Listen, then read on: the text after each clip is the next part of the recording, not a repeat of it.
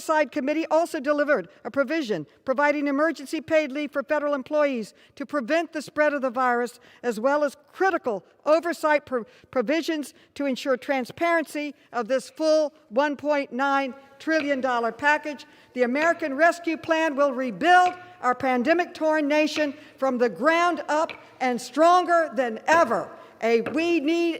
Everybody should vote for this bill. Gentlewoman's time has expired. Gentleman from Kentucky reserves.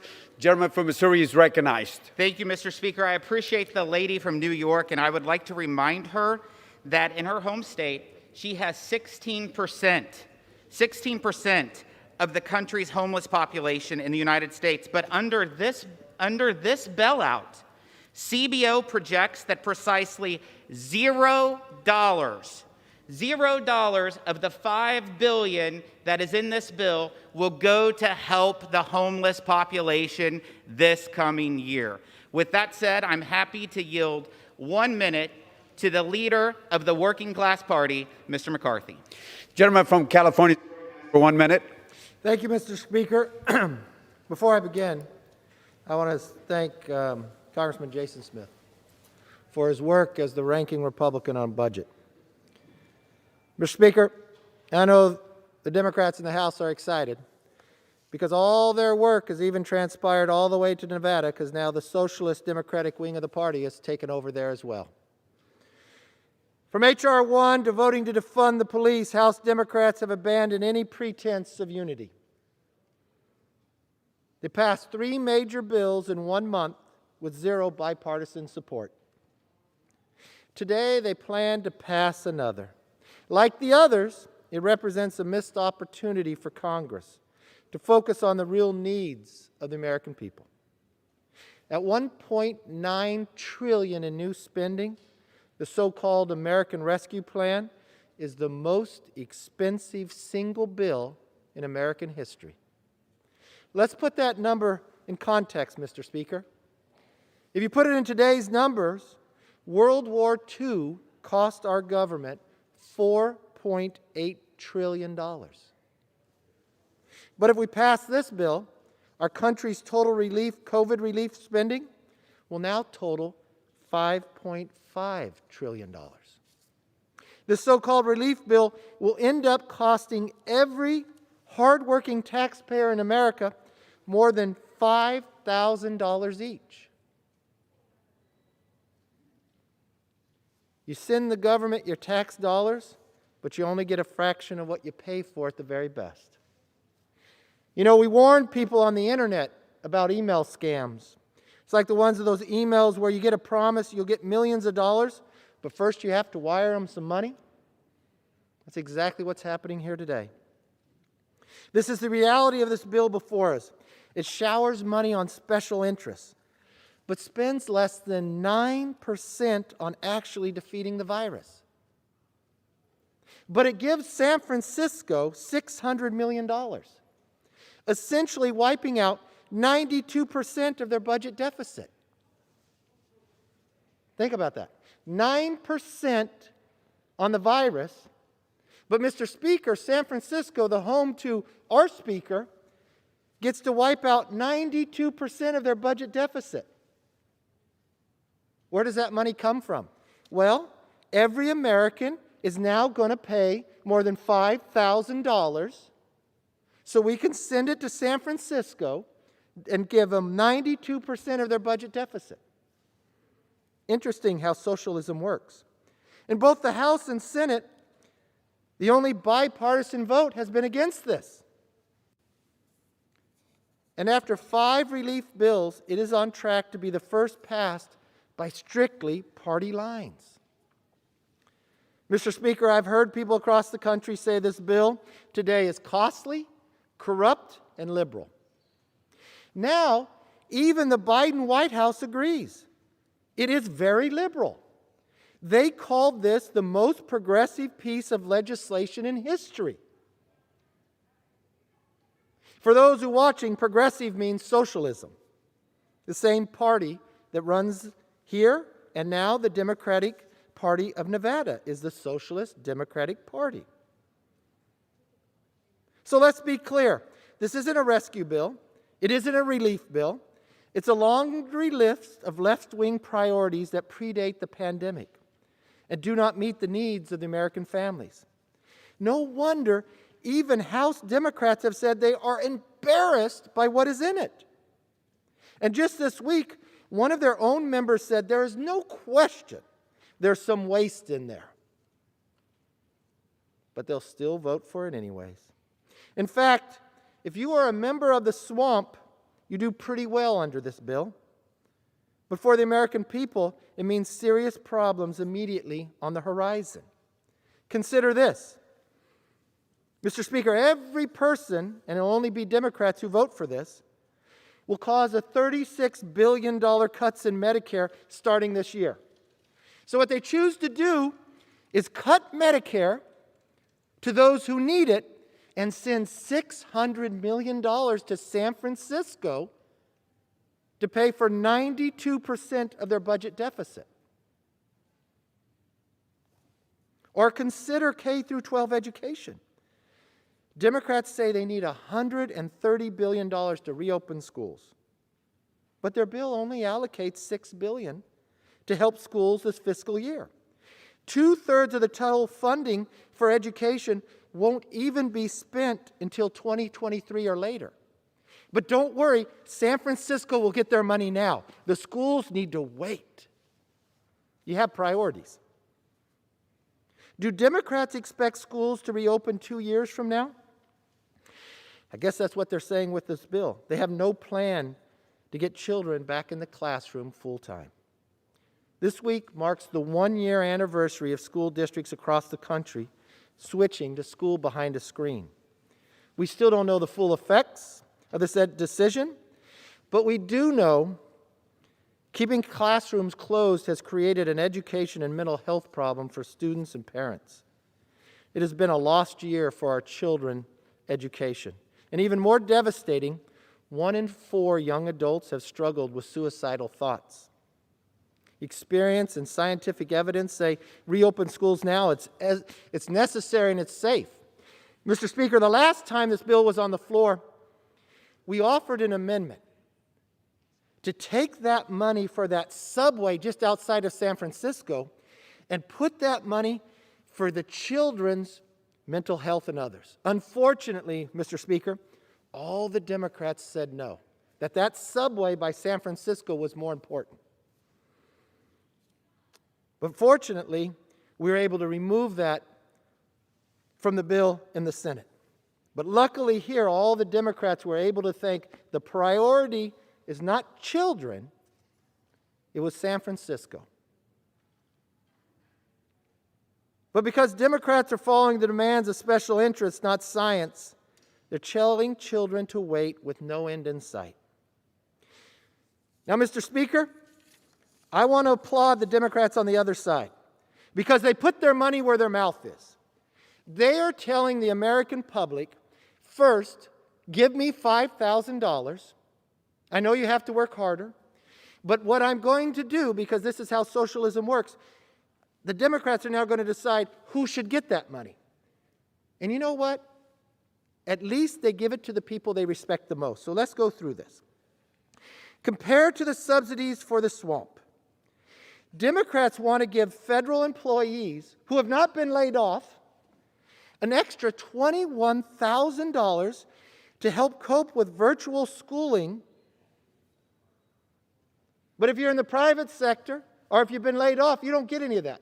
But what they want to do is take the money from you, give it to any federal employee, gets a bonus of $21,000, even though they've never been laid off work. So if you're in Washington in the swamp, you're part of the team. If you're a hardworking taxpayer, sorry, you just send a bill.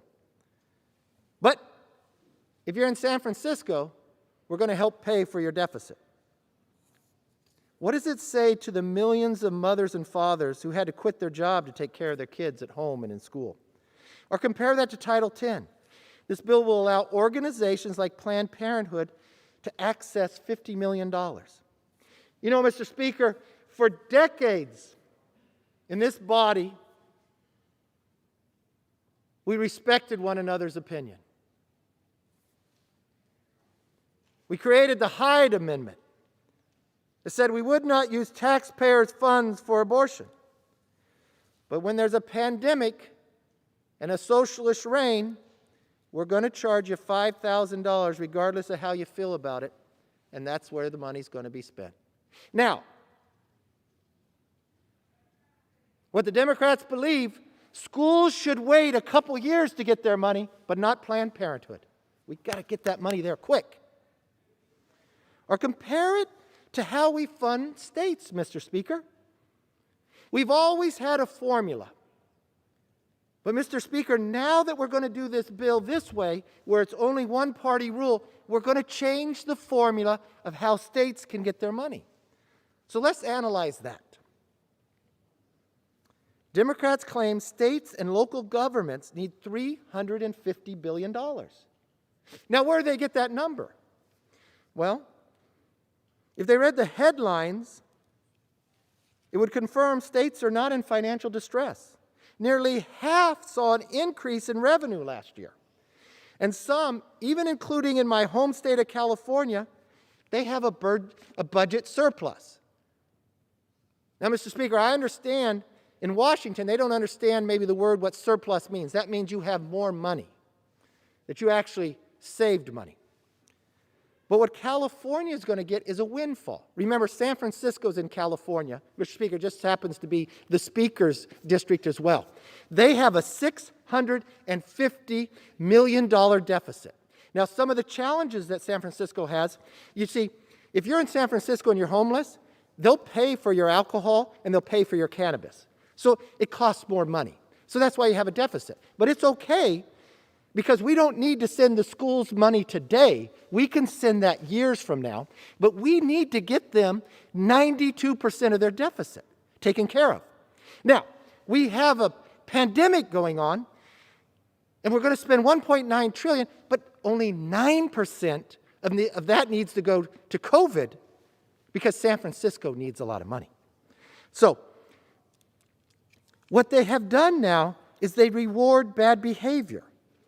As for the few places that are facing shortfalls, they're actually punishing states that did it right. American taxpayers didn't vote for this, but thanks to the blue state payout, they are. The bill rewards bad behavior. Now, President Biden, he hasn't had a press conference, but he did say one time, and someone picked it up, "Show me what to cut." Well, the Senate actually cut tens of billions in spending from the Biden bill that the House passed. Now, I feel bad, Mr. Speaker, because Speaker Pelosi at first had like $112 million for that really important COVID subway just outside of San Francisco. Now, before that bill was able to get to the floor and the public found out about it, I guess it got good press because they added more money to it. It got to $140 million. Now, when it came to the floor here, there was a group of people, well, Mr. Speaker, let's just say it was the Republicans. They thought a better priority was to spend that $140 million for children with mental health. Because we've watched study after study of children being left out of school, suicide, obesity. What about those children who have parents who don't work for the federal government? They don't get a bonus. And some of those parents had to quit their job to care for their children. So we thought, I know it's a small amount compared to $1.9 trillion, we thought, wouldn't that be a better use of the money? So we offered that on this floor, Mr. Speaker. But unfortunately, Mr. Speaker, the Democrats said no to that this subway was more important than the children. Well, luckily, on the Senate side, they took that out. Whoa! Mr. Speaker, the American public thought for one moment, maybe the price could get a little lower that the American public would have to pay, not $5,000 a person. Maybe they saved a little money. No, no, no, no, no. You see, Mr. Speaker, the Democrats are in charge of the Senate too. So they now decided, since they couldn't build the subway, they would just plus that money up. So where did they spend it? Well, Mr. Speaker, you got to give them credit. They took the same advice that the Democrats in the House had. You see, They added an extra $25,000 bonus for state employees. Let's just not reward the employees of the federal government that haven't been laid off. Let's reward the state employees who haven't been laid off. They get $25,000 bonus. Isn't that amazing? I guess the money, I wonder where it comes from. Oh yes, Mr. Speaker, it comes from the American people, the hardworking taxpayers. You see, they all need to send the government $5,000 so you can decide where to spend it. And if you're part of the swamp, pretty good reward, $25,000. And then they added $15 billion for taxpayer-funded health care subsidies that illegal immigrants are able and eligible for. Now, Mr. Speaker, you know this, Mr. Speaker, based upon your district and others. You know what's happening down on the border. President Biden has created a new border crisis. There's more people able to come in, not being tested with COVID, but lo and behold, they are now going to get subsidized health care. Luckily, we could spend more money on that, Mr. Speaker. There's probably much more coming now with the Biden border crisis. But will this help the people get back to work? Nope. Will this help students get back in the classroom? Nope. But will it help vaccines get to those who want it? Nope. But will it help take care of 92% of San Francisco's budget deficit? Oh, yes, it will. Yes, it will. It just throws out money without accountability. Even though there are $1 trillion sitting there right now that have already been appropriated that can go out to help. But remember what Margaret Thatcher said, Mr. Speaker. Socialism. You'll eventually run out of other people's money. You've been doing a very good job of it so far. There is still work to do to defeat the virus. But it is clear we are nearing the final phase of the fight. For 12 terrible months, the American worker has struggled through lockdowns, sacrificed through closure, and suffered through mandates. They persevered through it all. And now their government wants to take 5,000 more of it to make sure a federal employee that wasn't laid off, state employee that wasn't laid off, gets bonuses. And lo and behold, we've got to make sure San Francisco gets their deficit taken care of. Not in 2 years, like the schools, but today. President Trump, Operation Warp Speed, previous bipartisan efforts in Congress and the American people worked tirelessly towards that outcome. President Biden was set up for success, both economically and with vaccines. But in that short amount of time, what have, Mr. Speaker, they've been able to accomplish down at the administration? They raised our gasoline price, so not only are you asking them to pay for this bill, you're taking more out of their pocket, and at the same time, by a stroke of a pen, he laid off millions of those workers. Mr. Speaker, I know this for sure. I know where you serve, and I know your passion for serving. I know the people in your district that are getting laid off for the XL pipeline. I know that wasn't your wish. It's harder to pay a bigger tax bill when you don't have a job. It's even worse when that job was taken away by your president. It's even worse when you go out to look for a new job, and that same president has changed the policy along the border. And now you're competing with people who are not even Americans. And they're getting subsidized health care because of this bill. Mr. Speaker, I believe the American public wants something different. I believe they were proud of the fact when we did something here that was bipartisan. I believe they were proud of the fact with Operation Warp Speed, we now have 3 vaccines. I believe they were proud when we were energy independent. I believe they were proud when they had more money in their pocket, when they didn't have to pay so much for gasoline. But Mr. Speaker, socialism has destroyed many countries. I just watched Venezuela offer new currency.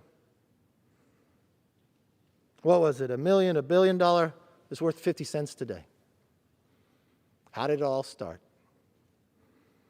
I've watched socialism grow in this country. I watched it grow in this body. I see within your own party, you no longer even fear to say that you're Democrats anymore, Mr. Speaker. You're socialist Democrats. That's the lead of the Democratic Party.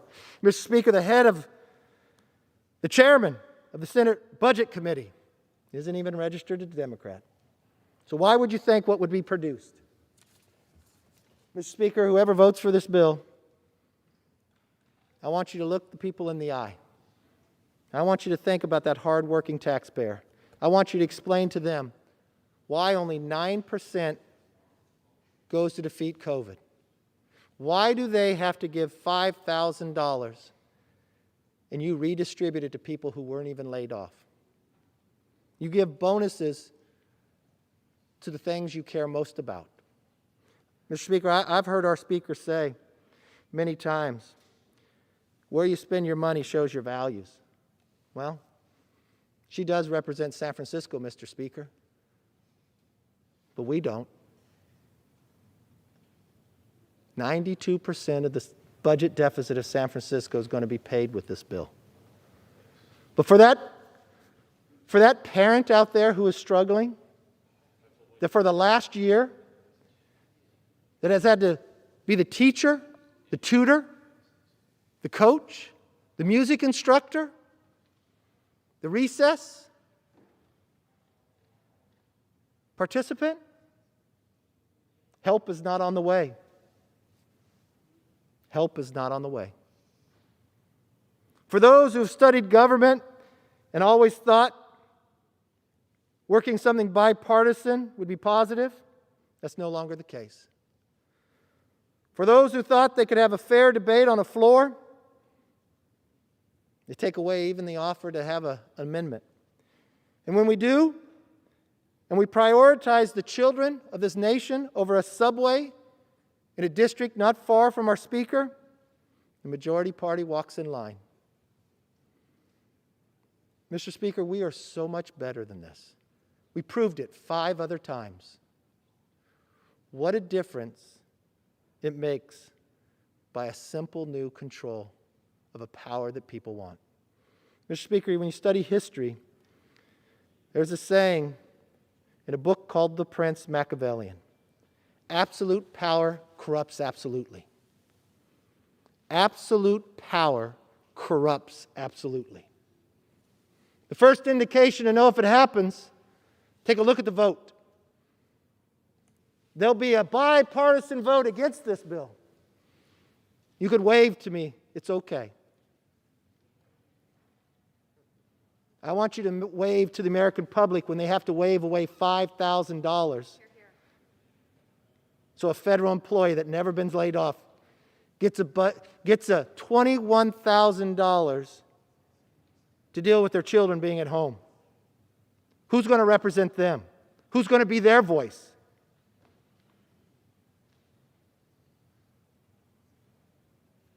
Mr. Speaker, I'll promise you this. We will never stop listening to those voices. We will never stop fighting for those voices. And there will be a day that will be the majority voice in this House. Unfortunately, Mr. Speaker, I have not seen that this year. History will not be kind to what transpires today.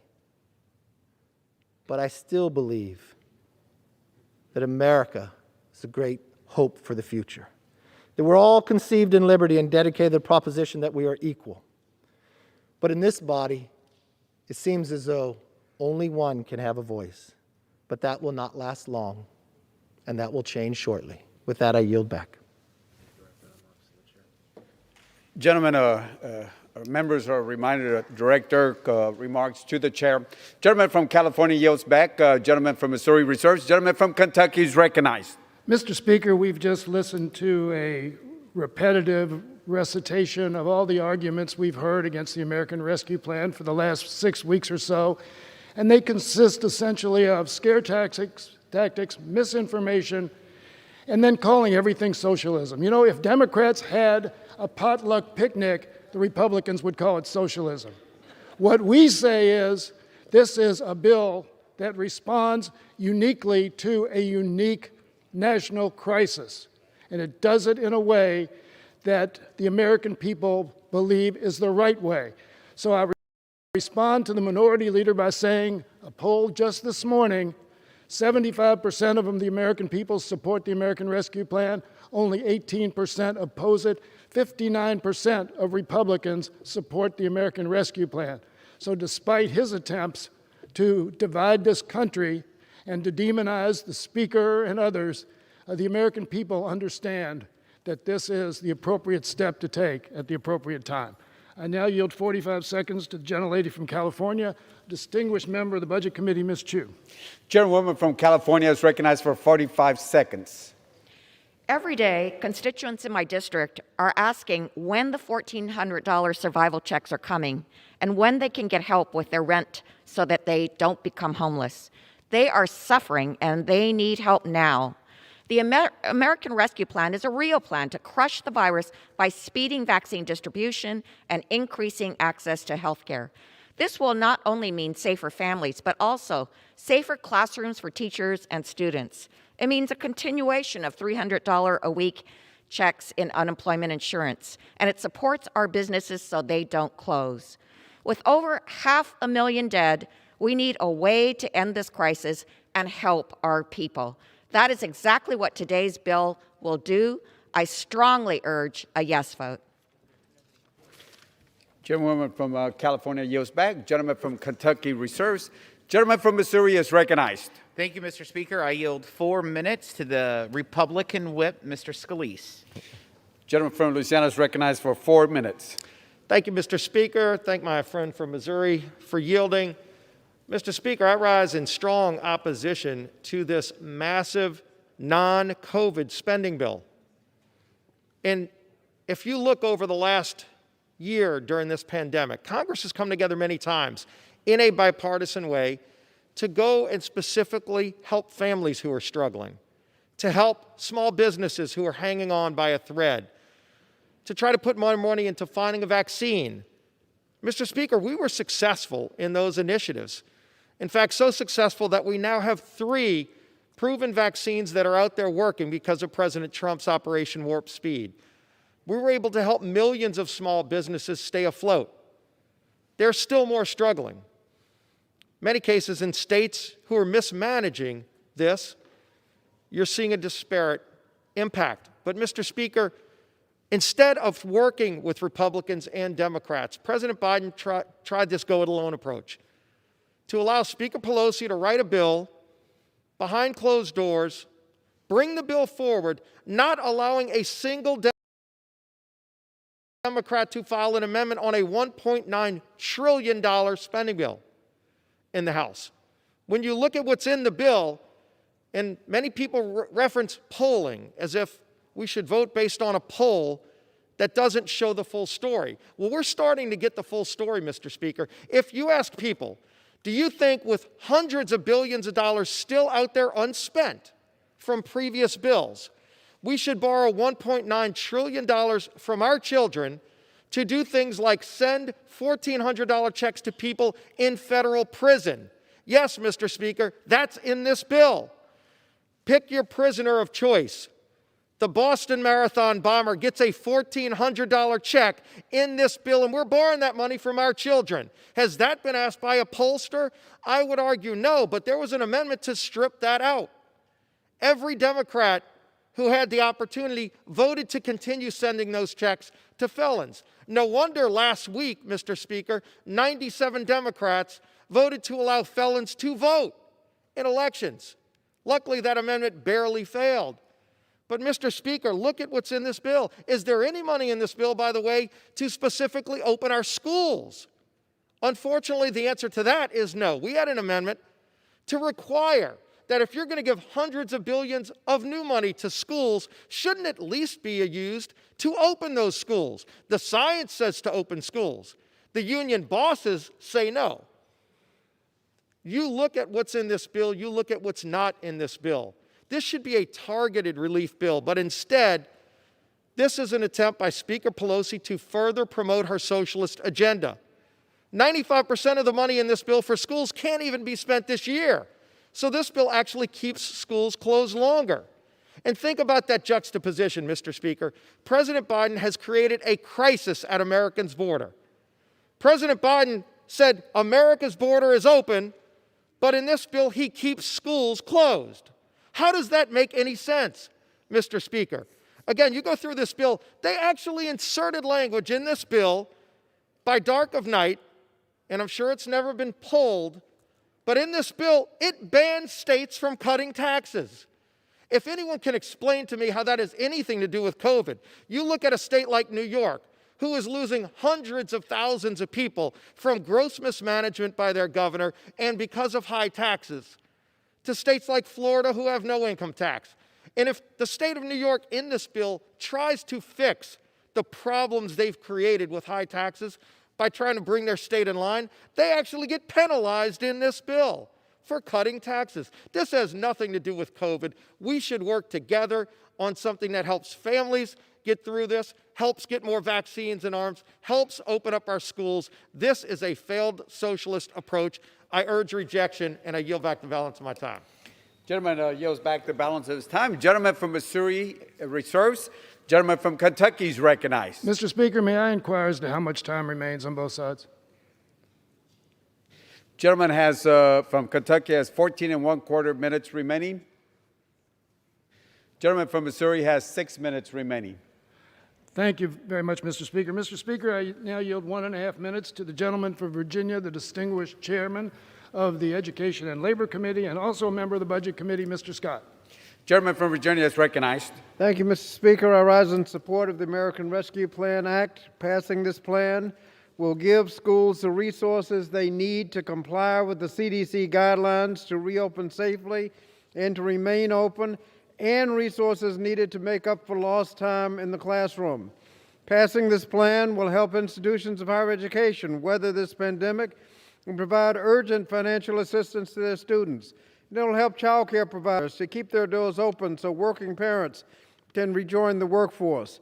Passing this plan will prevent more than 1 million retirees from losing their hard-earned pensions and avert an economic calamity that will destroy countless businesses and cost taxpayers at least $170 billion. Passing this rescue plan will also improve access to affordable health care during the pandemic, and it will cut child poverty about in half. And passing this plan will protect vulnerable Americans across the country, including families facing financial hardship, older Americans trying to stay safe, and survivors of domestic and gender-based violence. Mr. Speaker, the American people have been calling on us to deliver relief and to defeat the COVID-19 pandemic.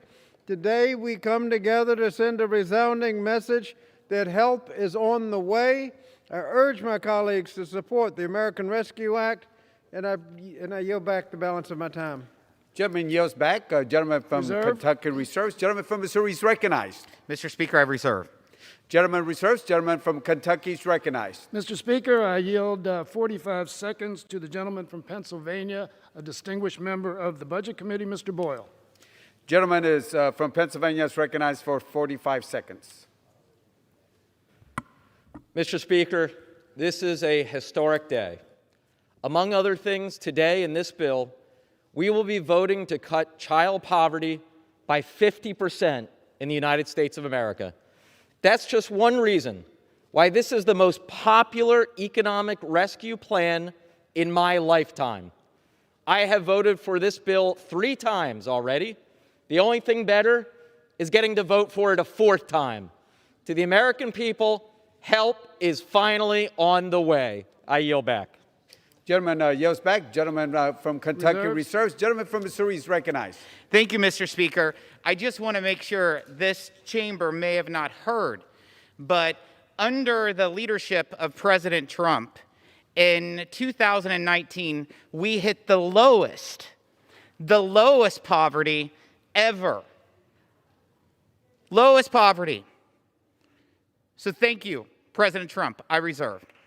Gentleman reserves. Gentleman from Kentucky is recognized. Mr. Speaker, I now yield 1.5 minutes to the gentlelady from California, the distinguished chair of the Financial Services Committee, Ms. Waters. Gentlewoman from California is recognized for 1.5 minutes. Thank you so very much, Mr. Speaker and members. I would like to thank President Biden and all of the Democratic leadership for this wonderful, historic piece of legislation that we're voting on here today. This indeed responds to the needs of the American people during this pandemic. This is why I came to Congress to do this kind of work. And I'm so proud to be a Democratic member of Congress at this time. I want you to know that this bill not only supports education, gives stimulus checks to put food on the table, unemployment assistance, small businesses will be able to reopen and to stay open, and then everybody will have access to the vaccines that will be made available because of this bill. And it has been said more than once that this bill will take children out of poverty. They will be able to depend on regular assistance to them and their families every month. I'm so pleased that as the chair of the Financial Services Committee, I had in my jurisdiction $77 billion to deal with some very critical issues.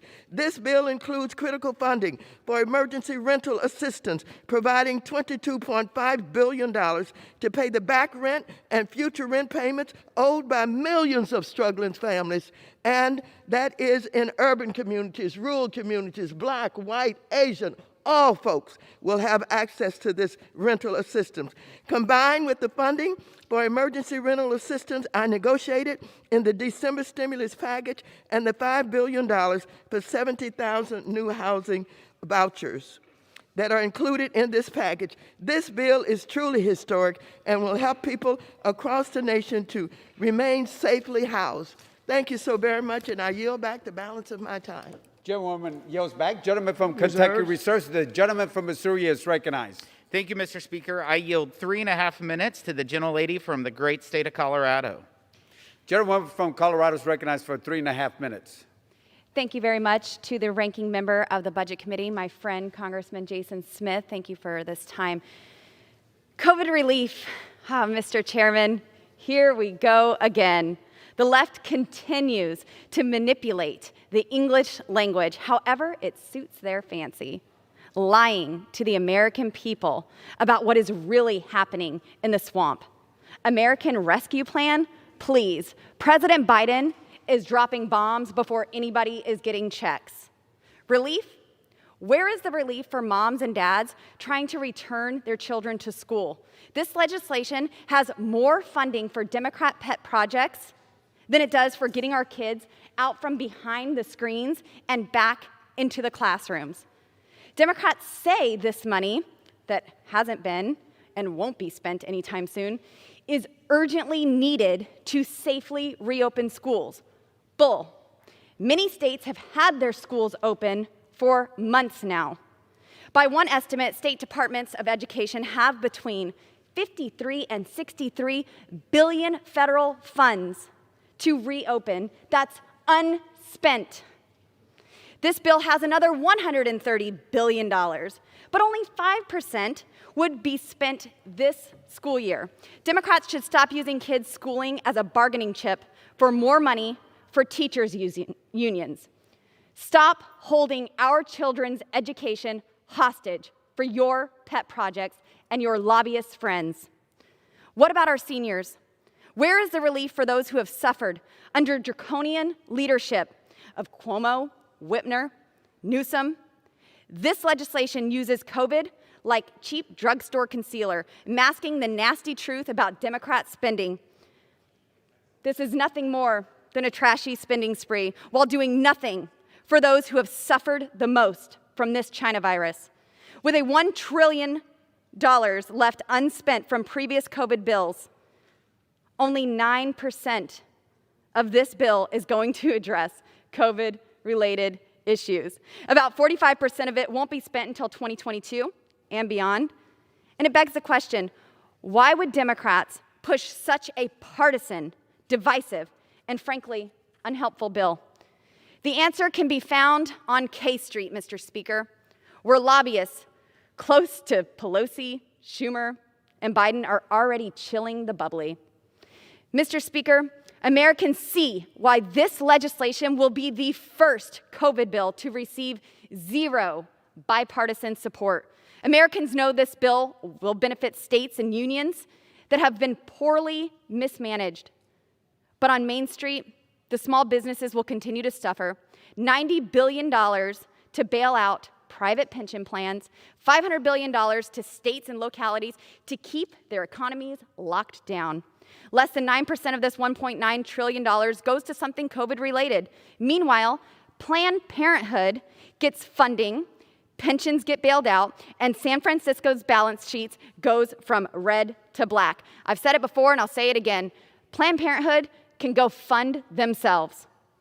If conservatives were in charge, you would see a limited, targeted relief plan while enabling businesses and schools to remain open and reigniting our economy. Look at businesses and schools, look at Florida and Texas who have led the way. Never forget, these jobs are essential, and the best stimulus package is to reopen. And with that, I yield. Thank you. Gentlewoman yields back. Gentleman from Missouri reserves. Gentleman from Kentucky is recognized. Mr. Speaker, I now yield 45 seconds to the gentlelady from Virginia, a distinguished member of the Budget Committee, Ms. Wexton. Gentlewoman from Virginia is recognized for 45 seconds. Mr. Speaker, we all want to get out of this pandemic and back to normal. We want to ensure that our kids can learn safely in their classrooms. We want to get more shots into arms. We want to put money directly into the pockets of the Americans in need. And we want to restore jobs in our communities. We have to take action now, and the American Rescue Plan is the best way forward. Our colleagues across the aisle want to gaslight the American people on this, but they know that this bill has the support of over 70% of Americans, and there's a reason for that. The American Rescue Plan meets the needs of our families and communities right now. With this bill, we will finally put this pandemic behind us. We will cut child poverty in half. We will deliver transformative tax cuts for our families, especially working moms. This is a great day because help is on the way. And I yield back. Gentlewoman yields back. The gentleman from Kentucky reserves. Reserve. The gentleman from Missouri is recognized. I reserve. Gentleman reserves. Gentleman from Kentucky. Mr. Speaker, I now yield 45 seconds to the distinguished gentleman from Texas, a member of the Budget Committee, Mr. Doggett. Gentleman from Texas is recognized for 45 seconds. Rescue and relief for those awaiting life-saving vaccines, for struggling small businesses, indebted families about to lose their home, for impoverished children, for those who are eager to get their children back in school. These are survival checks that are coming. And the same Republicans who delayed relief for 7 long months last year seem determined to block this lifeline this year. Texas families tell me they can't wait for more of your Republican gamesmanship. And our mayors and counties across Texas, they have been the ones who stood alone, shouldering the burden of leadership after multiple Trump failures and outrageous Abbott interference. They need to provide for our communities. That's the relief you would provide. Let's preserve the promise of life and liberty for those whose future has been dimmed by hardship. Republicans will not again deny the relief that we are delivering today. I yield back. Gentleman yields back. Gentleman from Kentucky reserves. The gentleman from Missouri is recognized. Thank you, Mr. Speaker. I yield 1 minute to my good friend from Mississippi. Gentleman from Mississippi is recognized for 1 minute. Over the last year, Republicans and Democrats have worked together on numerous occasions to provide COVID relief for the American people. Unfortunately, this bill was not that way. This legislation is a completely partisan bill that has yet to receive one Republican vote in either the House or the Senate. This spending bill will appropriate nearly $2 trillion at a time in which we still have $1 trillion in unspent funding from previous relief bills. This bill will be passed at a time in which our economy is growing, on which unemployment is dropping, in a time in which Americans are being vaccinated. Instead of prioritizing public health needs, focusing on reopening our economy, reopening our schools, or even securing our border, we will be voting to add almost $2 trillion to our national debt, the most of the spending going to fulfill campaign promises and fund the agenda of the far left. We must reject this partisan bill that even many Democrats admit is the most progressive legislation in the last quarter century, and Congress must instead focus on working together for the good of the American people. Thank you, and I yield back the balance of my time. Gentleman yields back. The gentleman from Missouri reserves. The gentleman from Kentucky is recognized. Mr. Speaker, I yield 45 seconds to the gentleman from Rhode Island, a distinguished member of the Foreign Affairs Committee, Mr. Cicilline. Gentleman from Rhode Island is recognized for 45 seconds. Mr. Speaker, people often wonder, does government understand what's happening in my life and my family's life? Despite the arguments of our Republican colleagues that the pandemic has passed, that the economy is fine, no relief is warranted, the truth is more than 500,000 people have died, 4 million small businesses have closed, millions of people are out of work, and relief is needed. The American Rescue Plan will speed up the delivery of vaccines, bolster testing and tracing, and expand access to affordable health care. It puts money up to $1,400 a person right into the pockets of working people. It extends unemployment benefits and gets help to small businesses. Today, with President Biden in the White House and Democrats in control of Congress, we can tell the American people help is on the way. And to listen to my friends on the other side of the aisle, you wonder, where do they live? Because according to them, all this has been resolved. The pandemic is gone. People are back to work. The economy's recovered. That's not reality. This bill will provide desperately needed relief to those we serve. I urge everyone to support the American Rescue Plan, and I yield back. Gentleman yields back. The gentleman from Kentucky reserves. Gentleman from Missouri? Reserves? Reserves. Yeah. Gentleman reserves. Gentleman from Kentucky is recognized. Mr. Speaker, I now yield 45 seconds to the gentleman from Michigan, a distinguished member of the Budget Committee, Mr. Kildee. Gentleman from Michigan is recognized for 45 seconds. Thank you, Mr. Speaker, and I thank my friend, the chairman of the Budget Committee, for yielding. I support this legislation. The American people support this legislation because it's good for families, it's good for seniors, it's good for businesses, and it provides immediate economic relief to the people who are struggling right now. $2,000 to every American, supported by Democrats and Republicans. Speeding up vaccination, supported by Democrats and Republicans. Extending unemployment benefits, supported by Democrats and Republicans. Expanding the earned income tax credit and the child tax credit. Cutting child poverty, supported by Democrats and Republicans. I say it's supported by Democrats and Republicans with one exception. The Republicans who serve in this Congress. Republicans across the country support it. Independents across the country support it. Democrats support it. This is time to act. I yield back. Gentleman yields back. Gentleman from Kentucky reserves. Gentleman from Missouri? Reserves. Reserves. Gentleman from Kentucky is recognized. Mr. Speaker, I now yield 45 seconds to the gentlelady from New York, a distinguished member of the Energy and Commerce Committee, Ms. Clark. Gentleman from New York is recognized for 45 seconds. And I thank the gentleman from Kentucky. Mr. Speaker, I rise once again in support of the American Rescue Act. This monumental and comprehensive legislation will bring and sustain critical relief to the American people. $1,400 in direct payments to the most economically distressed Americans, cutting child poverty in half, $26 billion for emergency rental assistance, $7.25 billion in new money for the PPP program. New York City was the outbreak epicenter of the virus. We experienced unprecedented loss and economic devastation. But the American Rescue Plan and Brooklyn, New York, and the nation can look forward to a future beyond devastating pandemic. And no matter the amount of gaslighting, alternative facts, fear-mongering, and conspiracy theories will fool the American people. President Biden and the Democrats to the rescue. And I yield back. Gentleman yields back. Gentleman from Kentucky reserves. Gentleman from Missouri? Reserves. Gentleman from Kentucky is recognized. Mr. Speaker, I now yield 45 seconds to the gentleman from California, a distinguished member of the Agriculture and Oversight and Reform Committees, Mr. Khanna. Gentleman is recognized.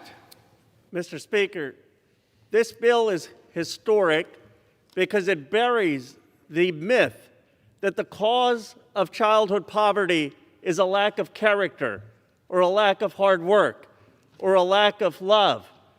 The bill affirms the simple truth that the cause of poverty is a lack of income to cover basic necessities. No child in America should be deprived of food, of medicine, of clothing, or of education because of the accident of birth. That is what this bill stands for. It represents and marks an ideological revolution on behalf of justice. I yield back. Yields back. Gentleman from Kentucky reserves. Sir? Gentleman from Missouri reserves. Gentleman from Kentucky is recognized. Mr. Speaker, I now yield 45 seconds to the gentlelady from Florida, a distinguished member of the Oversight and Reform and Appropriations Committee, Ms. Wasserman Schultz. Gentlewoman from Florida is recognized for 45 seconds. Thank you, Mr. Speaker, and I thank the gentleman for yielding. Mr. Speaker, to honor the 500,000 Americans who perished in this pandemic and rescue the millions still struggling in its fiscal chokehold, we must end this national viral nightmare. The American Rescue Plan is our best hope and the most ambitious progressive legislation in scope and impact since the Affordable Care Act. It delivers direct payments to families, helps our schools safely reopen, and ensures small businesses and Main Street stay open. It also ramps up testing and vaccine deployments, especially to underserved communities. This plan's tax changes likely cut child poverty in half. If we want kids behind desks, shots in arms, and people in jobs, this American Rescue Plan delivers vital relief now and lays a solid foundation for the future. Thankfully, the misers are no longer in charge, and help is on the way. I yield back the balance of my time. Gentlewoman yields back. Gentleman from Kentucky Reserves. reserves. Gentleman from Missouri reserves. Gentleman from Kentucky is recognized. Mr. Speaker, I yield 1.5 minutes to the gentleman from New York, the distinguished chairman of the Foreign Affairs Committee, Mr. Meeks. The gentleman from New York is recognized. As chair of the House Foreign Affairs Committee, I speak in support of the international provisions of the American Rescue Plan. Pandemics do not respect international borders. COVID-19 won't end in America until it's brought under control around the world. The $10 billion included in this package for international support are a small yet critical investment in fighting COVID and its effects around the world. This portion of the bill prioritizes global health, providing more than $4.6 billion to relieve overburdened healthcare systems and medical workers, and helping governments and multilateral partners develop and distribute vaccines. To address the humanitarian crises exacerbated by this pandemic, the American Rescue Plan provides funding for life-saving assistance, including shelter, food, clean water, and basic medical care. It also provides COVID-related relief to refugees who are already among the most vulnerable, and to our multilateral partners such as the World Food Program and UNICEF, who can leverage their other partners and their global reach to maximize these dollars. These provisions will also provide nearly $1 billion in flexible funding for economic support to help ensure that even more need isn't created as a result of the economic impacts of COVID, which are already severe. It will support our diplomats and development professionals, enabling them to scale up and adapt to the pandemic and continue to serve Americans and our country's interests around the world. The foreign affairs provisions represent approximately 0.5% of the overall package. These funds support Americans' foreign commitments to the poorest nations, least able to tackle the pandemic. And I yield back. Gentleman yields back. Gentleman from Kentucky reserves. Gentleman from Missouri Reserves. reserves. Gentleman from Kentucky is recognized. Mr. Speaker, I yield 30 seconds to the gentleman from Texas, a distinguished member of the Financial Services Committee, Mr. Green. Gentleman from Texas is recognized for 30 seconds. Thank you, Mr. Speaker, and still I rise. And I rise with gratitude and appreciation for the Biden administration. This administration did not give up, did not give in. This administration has become now a symbol of hope and help for working class people. It is time for us to put more emphasis on the workers and less emphasis on the billionaire class. I yield back the balance of my time. Gentleman yields back. Gentleman from Kentucky reserves. Gentleman from Missouri reserves. I yield myself the balance of the time. Gentleman is recognized. Gentleman from Missouri. Thank you, Mr. Speaker. You know, there's this popular phrase that our Speaker is known for, that we must pass the bill before we know what's in it. Well, the other side also said you must pull the bill before the American people knows what's in it. After they figure out what's in this bill, they won't like it. We've looked at this bill. We've read it. Less than 9% of all funding of this bill goes for healthcare spending, to crush the virus, to put vaccinations in the arms of Americans. More than 20% of this bill goes to policies that harms jobs and reduces employment. $36 billion will be cut from Medicare just next year alone because of this bill. Over $360 billion will be cut from seniors in 10 years because of this bill.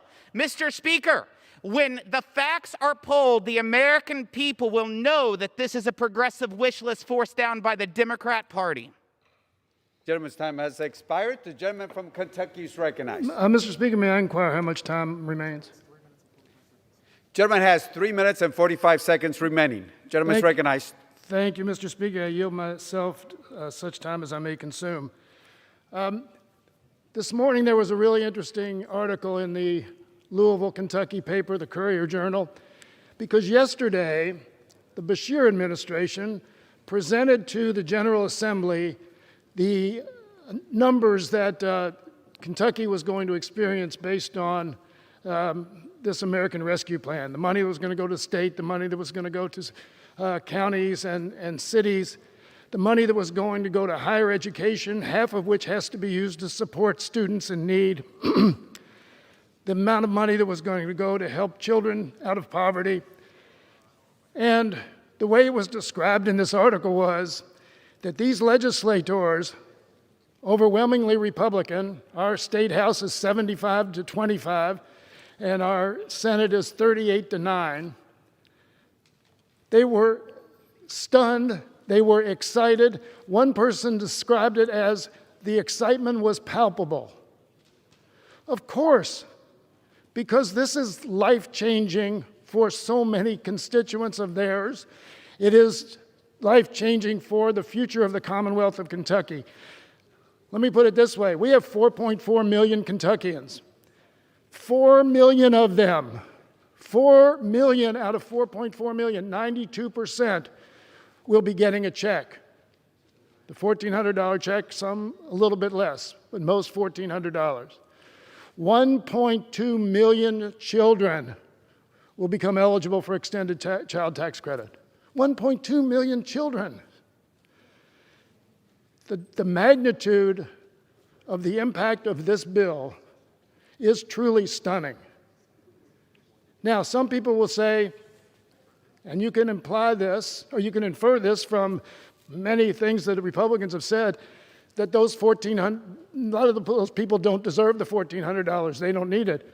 Well, I hope they all go home and tell those people that they represent, you really don't need that $1,400. You haven't suffered because of this pandemic. You haven't had to care for a relative, a child who's not being able to go to school. You haven't had any extra expenses because of the pandemic. You just don't need it. You're a moderate income person. Don't take the $1,400. I want to hear that conversation because it's not going to happen. As a matter of fact, what we're all concerned about on our side is the Republicans are all going to vote against this, and then they're going to show up at every ribbon cutting for every project that's funded out of this bill, and they're going to pump up their chests and take credit for all of these great benefits that are coming to their citizens. It's okay. If they want to take credit for it, fine. What we're concerned about is that we have finally in this body, in this Congress, risen to the occasion in the context of a terrible national disaster. And what astounds me when I listen to the arguments against this bill is that nobody was at fault here. At least nobody out in the country was at fault. All these people are going to get $1,400. They didn't do anything wrong. All these kids who are going to get raised out of poverty, they certainly didn't do anything wrong. The people who are now in food lines in many cities across this country, who never ever would have been in a food line before, they didn't do anything wrong. Who's going to help? Do we say this is all survival of the fittest? No. We rise to the occasion. We delivered. The American people, I know, support us, and I urge everyone to support the American Rescue Plan Act of 2021. I yield back.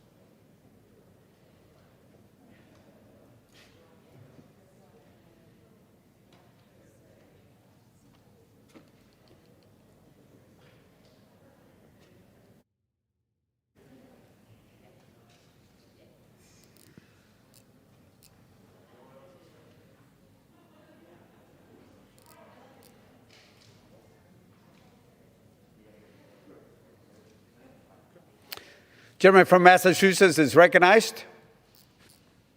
Thank you, Mr. Speaker. I yield myself such time as I might consume. Gentleman's recognized. Mr. Speaker, this pandemic has been ruthless. With over 500,000 lives lost, we are a nation in a constant state of mourning. Sadly, we cannot take away the pain and the suffering of our friends, neighbors, and loved ones, but with this seismic legislation, we are delivering much-needed help and relief to millions of our fellow Americans. In a few minutes, this chamber will pass and then send to President Biden a monumental piece of legislation that will begin to turn the tide of an unprecedented health and economic crisis. And I want to thank Speaker Pelosi for the confidence that she offered to the Ways and Means Committee as we wrote most of this legislation.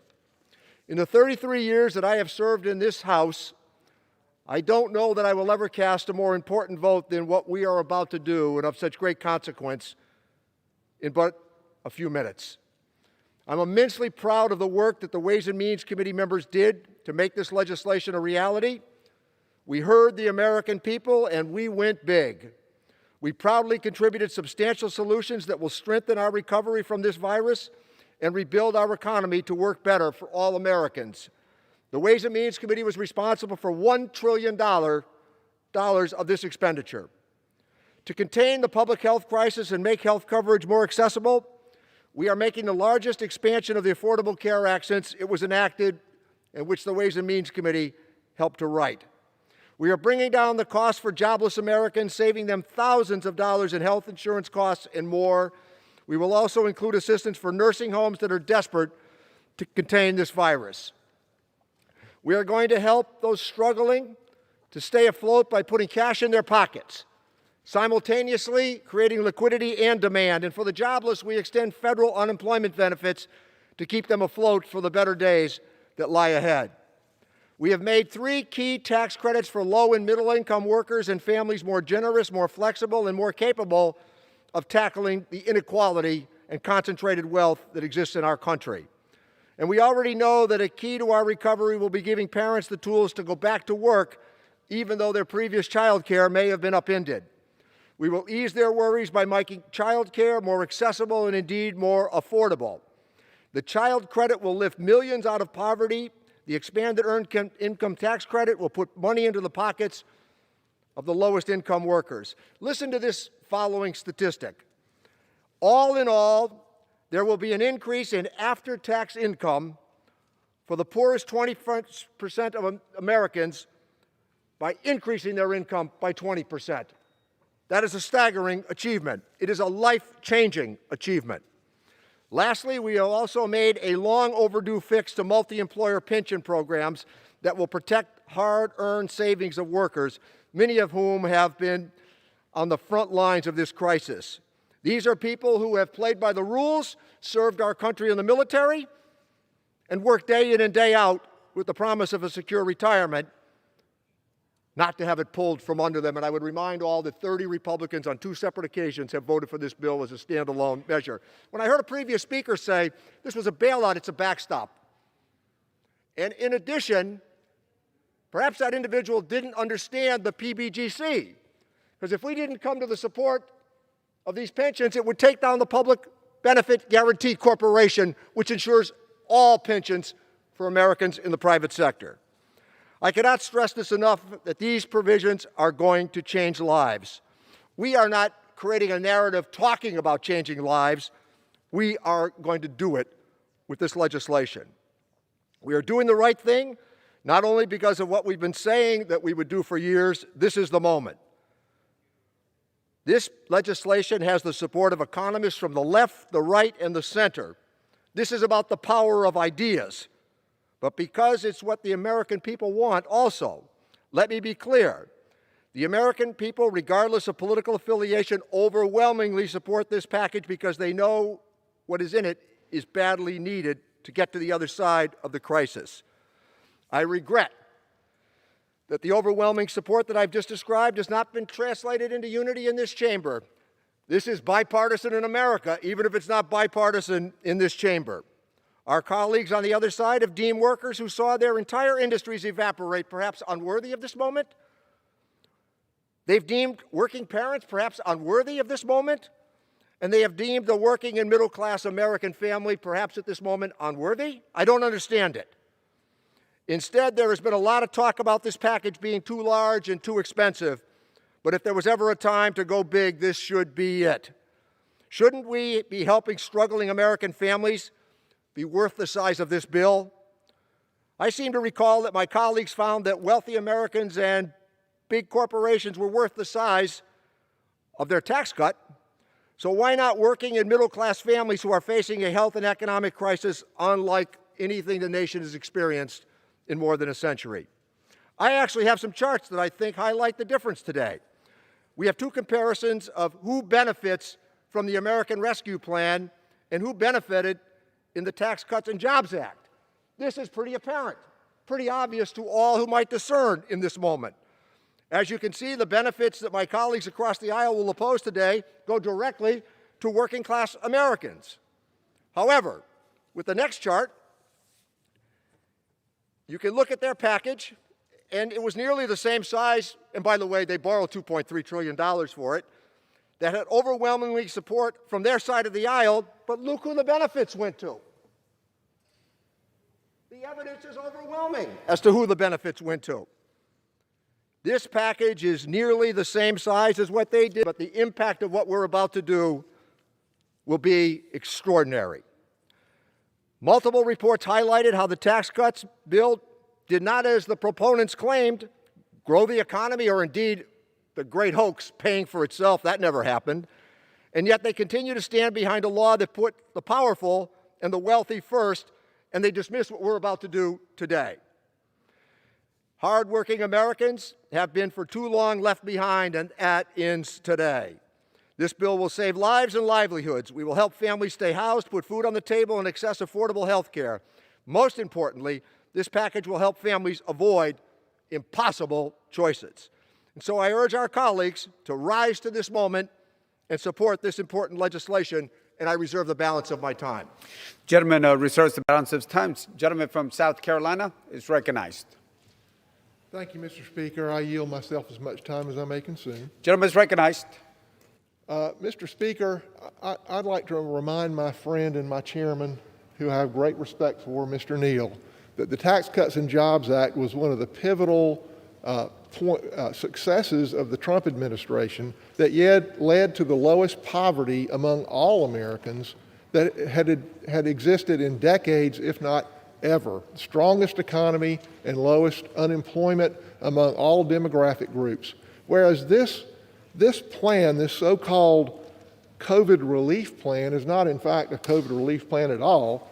By far, most of the money goes to creating new entitlement programs. You see, my friends on the other aisle are more concerned with making the American people reliant on government programs than they are on creating opportunity for them to lift themselves up. You see, Mr. Speaker, if you operate a small business trying to get people to come back to work, if you're a frontline worker eager to be vaccinated and hoping this plan will speed that up, if you're a family attempting to educate your children while schools refuse to open, this bill won't help you. It leaves you behind. My friend Mr. Clyburn said last year that this COVID pandemic created a great opportunity for Democrats to mold things to their vision. And boy, are they delivering. My friends on the other side say this bill is popular. And you know, I don't doubt it is. I mean, it's certainly good politics to say, hey, we're going to hand you a check for $1,400. Just help us get this across the line, we'll give you a check. But what they don't talk about is what this bill cost. You see, $1.9 trillion is $5,487 for every man, woman, and child in this country. $5,500 for every man, woman, and child. So the U.S. government, what these guys want to do is have the government borrow $5,500 in your name, and not just your name, your wife or your husband's name, and each of your kids' names. $5,500 they're going to throw in the kitty Oh, but they're going to give you $1,400 of it back. So vote for this bill. Well, I think we should look a little further than that. I think we should look maybe at where the other $4,100 that they're borrowing in your name goes. And guess what? That money's going to have to be paid back. And it's going to be paid back in higher taxes. It's going to be paid back in lower productivity. It's going to be paid back in lower government services. It's going to be paid back in less opportunity for your children and your grandchildren. So let's look at where this $4,100 goes. $750 of your $4,100 that they're borrowing in your name and each of your kids' names goes to paying extra unemployment for people to stay home. In fact, it pays people more unemployment than they can make it work in most cases. To bail out union pension plans that are chronically underfunded. And this problem needs to be fixed, but this plan does nothing to fix the problem. They'll continue to be chronically underfunded. $177 of your $4,100 they're borrowing in your name and not giving back to you goes to bail out union pension plans. $1,067 of your $4,100 that they're borrowing in your name and not giving back to you goes to bail out blue states. In the prior plans, we already had money to help states. A lot of the money hadn't been spent from the prior plans that we had, but they changed the allocation formula in this plan. It was based on population, so every state was treated fairly. But that's not good enough for places like California and New York that are shut down. So they said, oh no, let's add unemployment in there because our governors have shut our states down and our unemployment is higher and we want more money. We want to take money from places like Florida and Georgia and South Carolina and other states in the Midwest that stayed open, and we want to redirect it to California and New York. So they threw unemployment as a criteria. South Carolina, my home state's the third biggest loser. Florida's the biggest loser.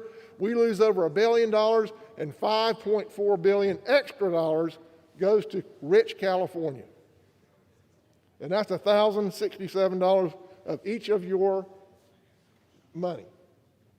K through 12 education, college and universities get $500 of your money that they're borrowing in your name, but guess what?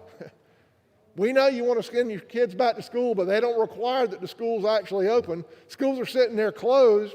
They're still getting your property taxes. They're still getting all the taxes that normally fund you, but they're going to send them another $500 of your money, but not require that those schools open. $34 of your money goes to museums and native language preservation. You're spending $34 of your $4,100 on that.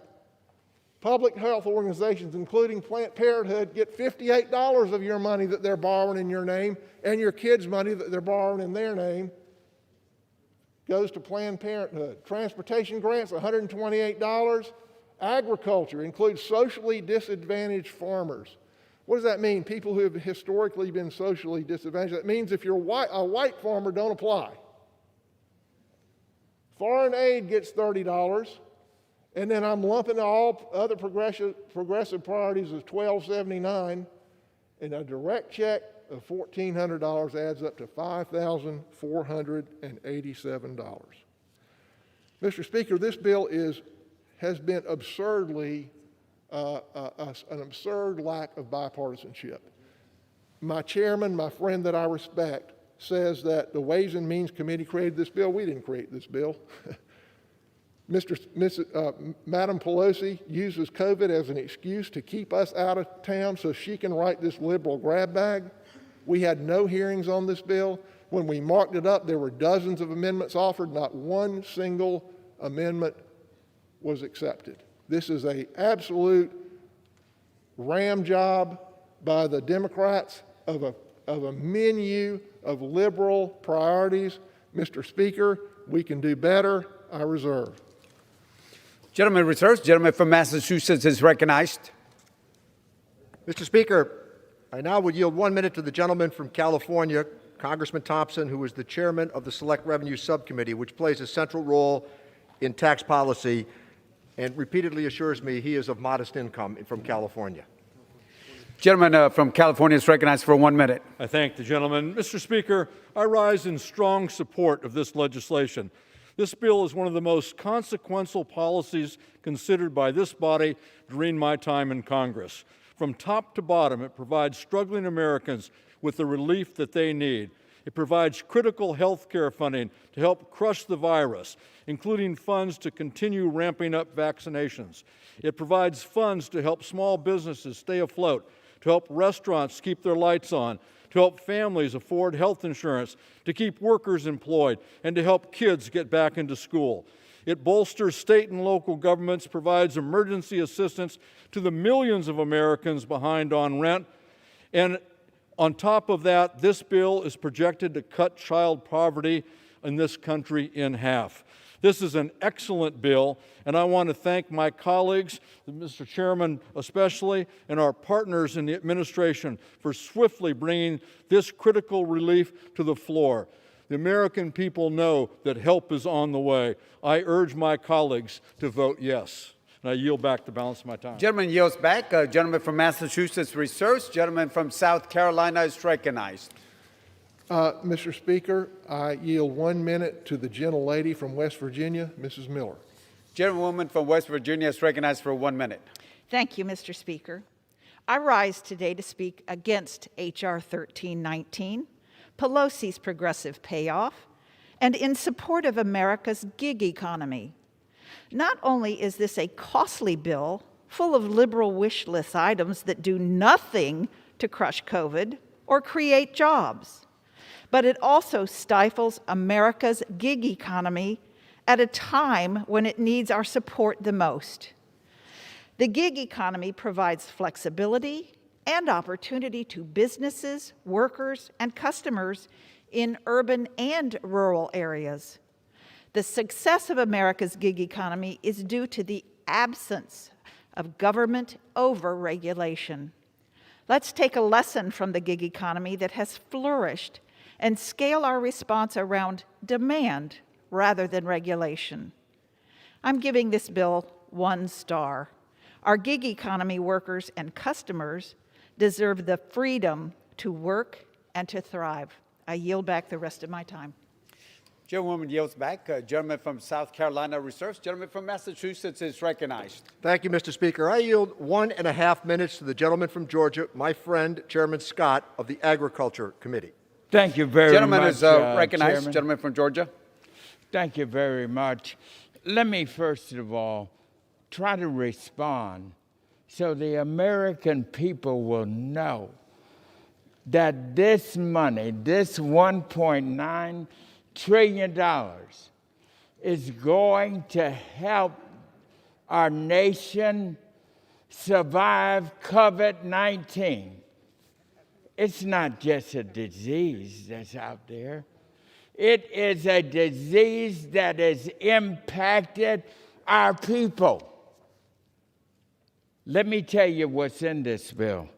$800 million for food. $800 million for food. Don't you all know we got a hunger crisis? Don't you know that the American people are hungry? They're in record lines.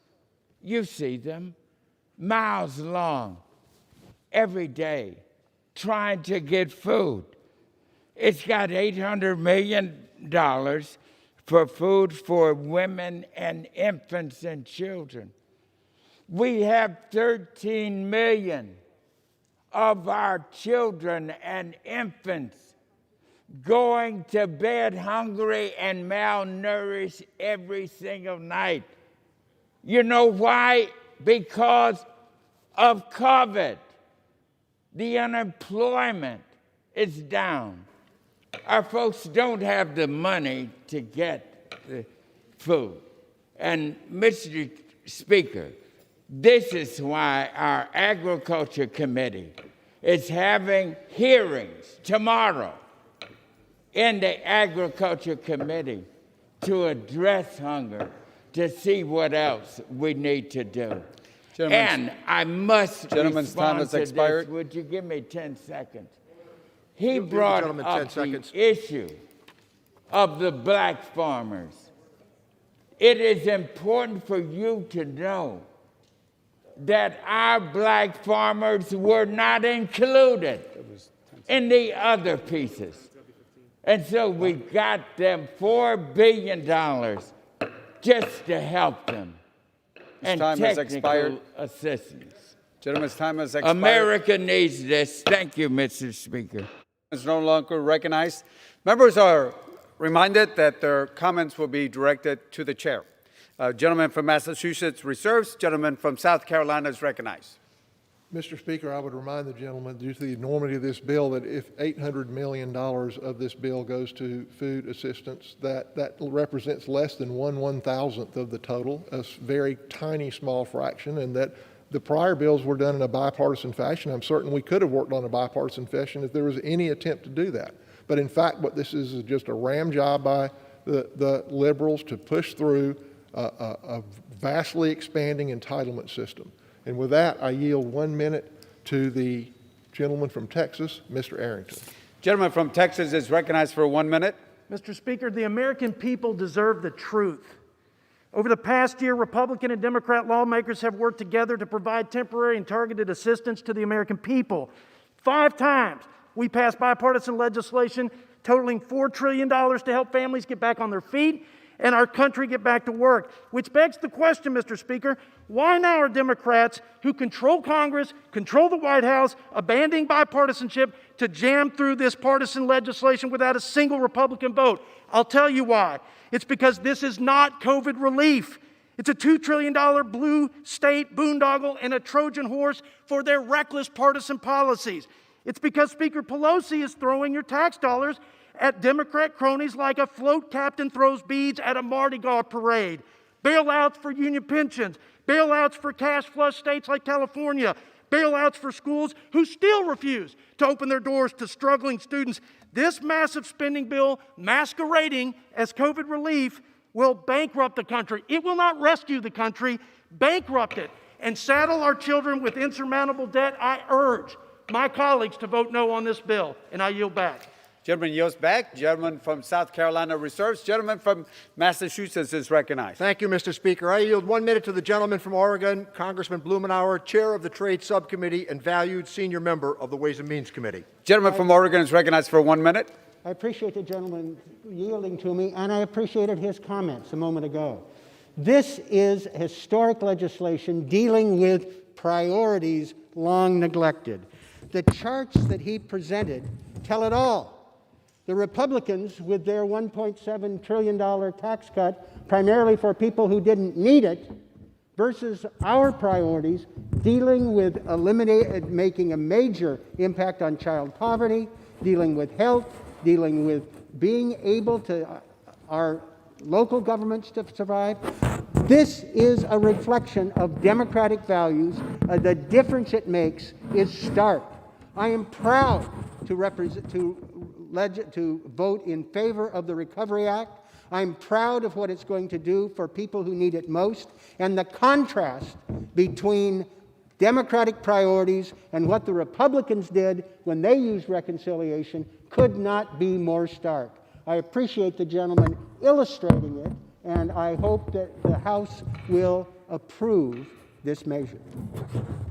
Gentleman yields back. Gentleman from Massachusetts reserves. The gentleman from South Carolina is recognized. Mr. Speaker, I agree that the priorities could not be more stark when the Tax Cuts and Jobs Act led to the most successful economy in decades, if not ever, and the lowest unemployment amount African Americans, Hispanics, and women in the history of the United States. Whereas this bill represents just a massive expansion of our entitlement system. The Democrats, our priorities are to get people to work. The Democrats' priorities are to get people hooked on the government, to make them reliant on government checks. And with that, Mr. Speaker, I yield 2 minutes to the gentleman from Ohio, Mr. Winstrup. Well, thank you. You know, Mr. Speaker, I rise today to oppose this solely Democrat payoff spending bill. I would agree with my colleagues, it's historic. And I would agree with my colleagues, it's consequential. There's no doubt about it. And I'm sure that with $1.9 trillion, somebody will be helped. I'm quite sure of that. But the next generation of Americans are not going to be thankful. Let's be honest with the American people. This is not a COVID relief bill. Members of this body came together 4 times last Congress and passed legislation that actually provided relief to our constituents. This bill is so incredibly far away from that, as Republicans have been completely frozen out of this process. Mr. Speaker, what's the result? Only 9% goes towards defeating the virus. $1.5 billion for Amtrak, which is already sitting on $1 billion in unspent aid.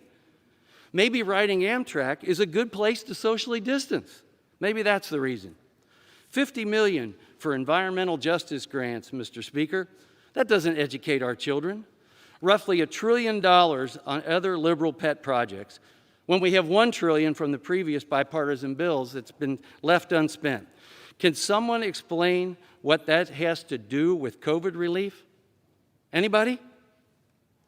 If members are serious about directly addressing the medical and economic challenges our country faces, like getting businesses open, getting students back to school, getting vaccines to Americans who want them, I'll work with anyone in this body to do so.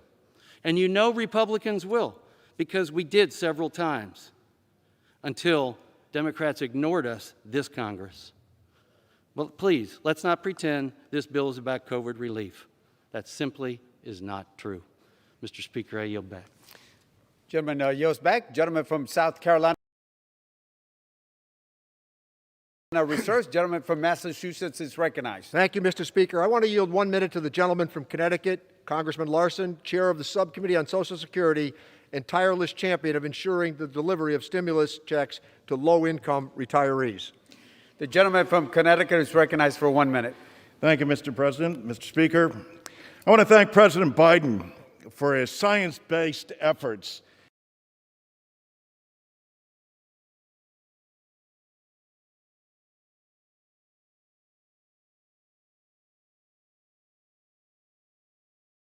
in defeating this virus with his unrelenting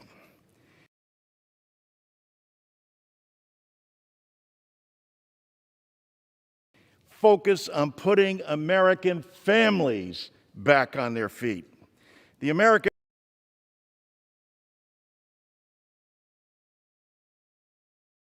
Rescue Plan meets the moment and fulfills that old adage that help is on the way. This bill gets shots into your arms, money into people's pockets, and provides their communities, and especially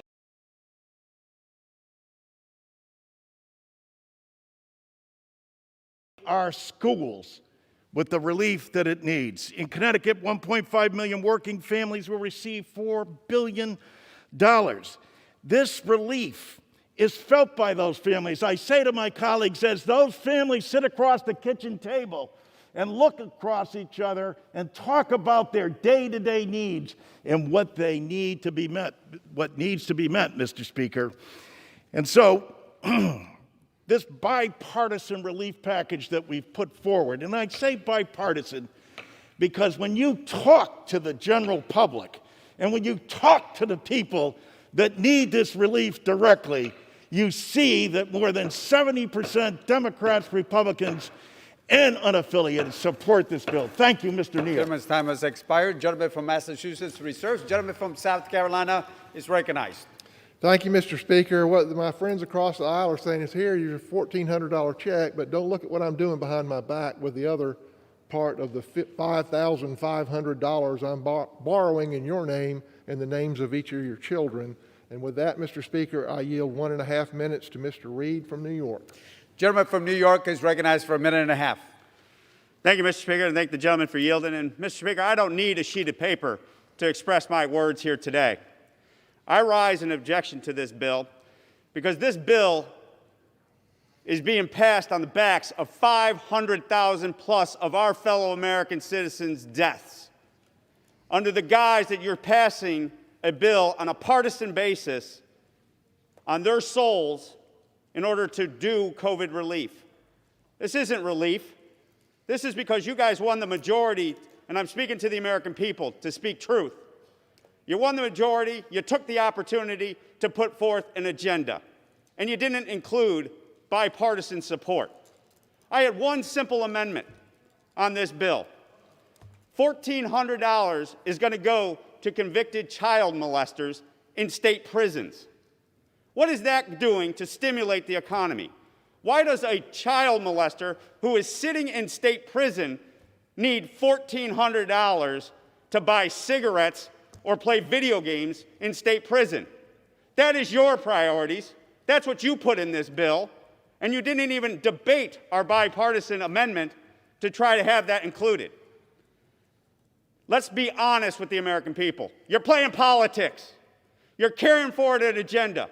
I get it, you won the election, but this is an emergency. This was a virus that killed our fellow American citizens. And we put together $4 trillion worth of relief to the American people on a bipartisan basis. We should have done it again, and you didn't. And it's wrong, and that's why I say no to this bill. Gentlemen's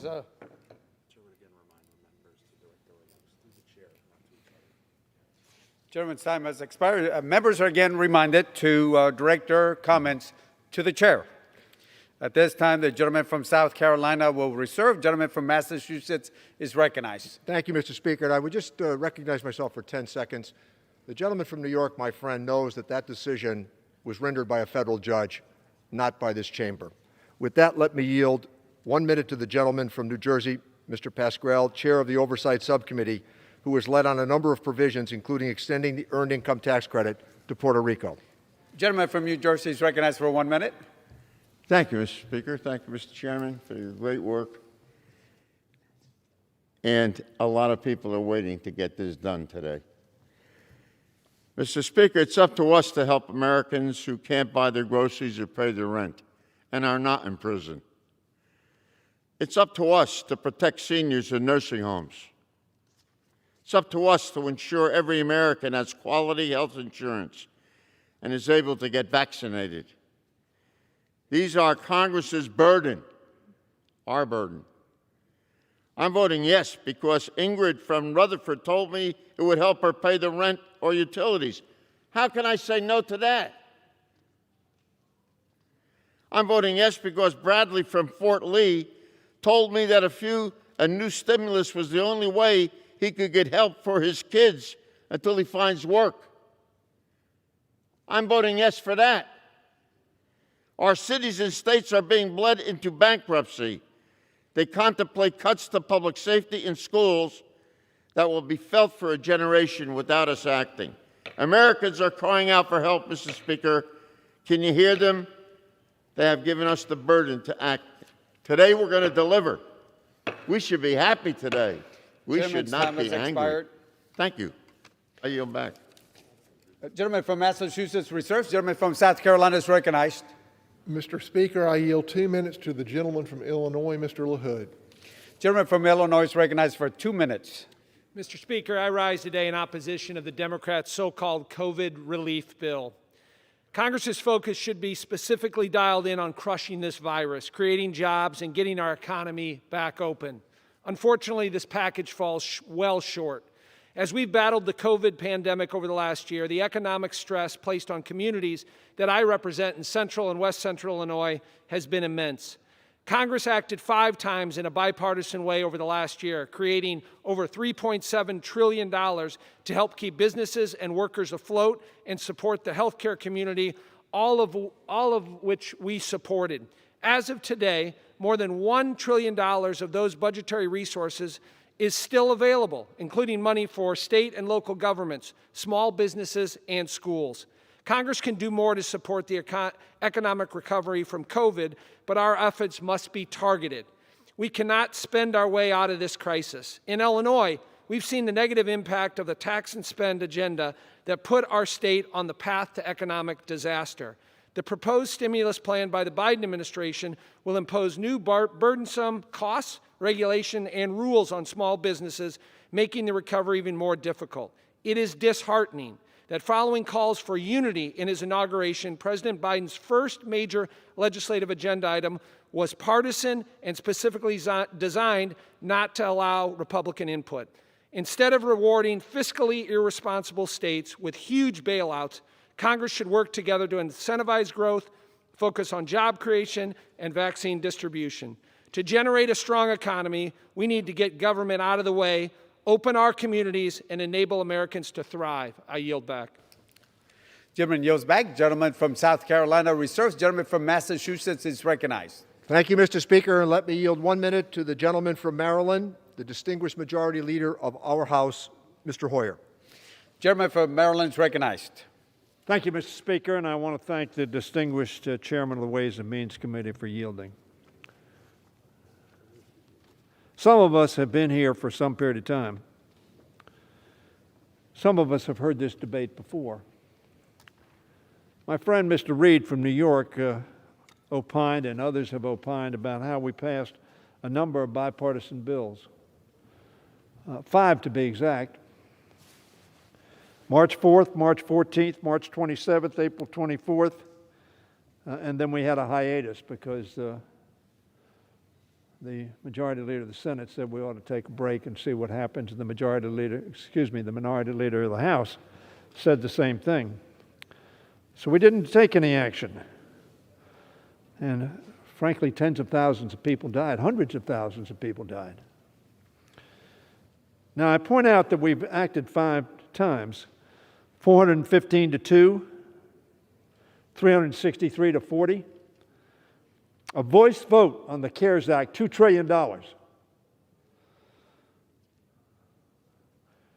388 to 5. And 359 to 53. Now, if you include the Cash Act, which we passed because the president, i.e. Mr. Trump, said we needed more money for people. And so we passed a bill. 44 Republicans voted for that one as well. Now, there's only one thing that's changed since we passed those first 5 bills. We now have a Democratic president and not a Republican president. That's the only thing that's changed. The need is there. The virus is still with us. The economy is struggling. But now we have a Democratic president. And so I expect 0 of you to vote for this. Excuse me, Mr. Speaker. Mr. Speaker, I expect 0 Republicans to vote for this bill. Why do I expect that? Because I was here in 2009. When under George Bush, we went into the deepest recession this country has seen since the Great Depression.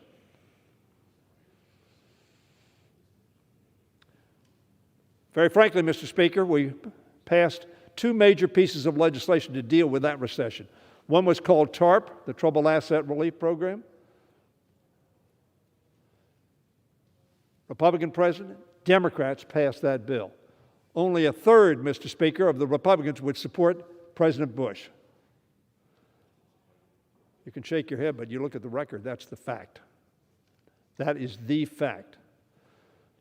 Democrats supported the request of a Republican president because we thought it was in the best interest of the country and our people. And the only reason it passed this House is because Democrats, 172 of us, stood up with George Bush and voted for that program. And it was a bad vote for us. It was the right thing to do, but politically it was a bad vote. How sad, Mr. Speaker, I think it is that we passed 5 bipartisan votes with the Republican president. Now the president's different, and we don't want to give him any credit. And so we're going to cut off the nose of the American people to spite the face of America. Mr. Speaker, the Democratic majority in the Senate has taken action, passing an amended version of the American Rescue Plan that this House approved on February 27th. The version they sent us back reflects the same commitment demonstrated by this House to take the big and bold action demanded by the American people, and overwhelmingly supported, not just by Democrats, but by Republicans. The Republicans outside this House support this bill. only the Republicans inside this House, unanimously apparently, opposed this bill, while some 60% of the Republicans in America polled say we're for this bill. But we have a Democratic president, I get it. President Biden's plan is reflected in this legislation, and it says President Biden's plan, but this is our plan. This is a plan we built over a year of tough debate, long debate, substantive debate, and discussion on both sides of the aisle, and in a bipartisan fashion passed those 5 bills.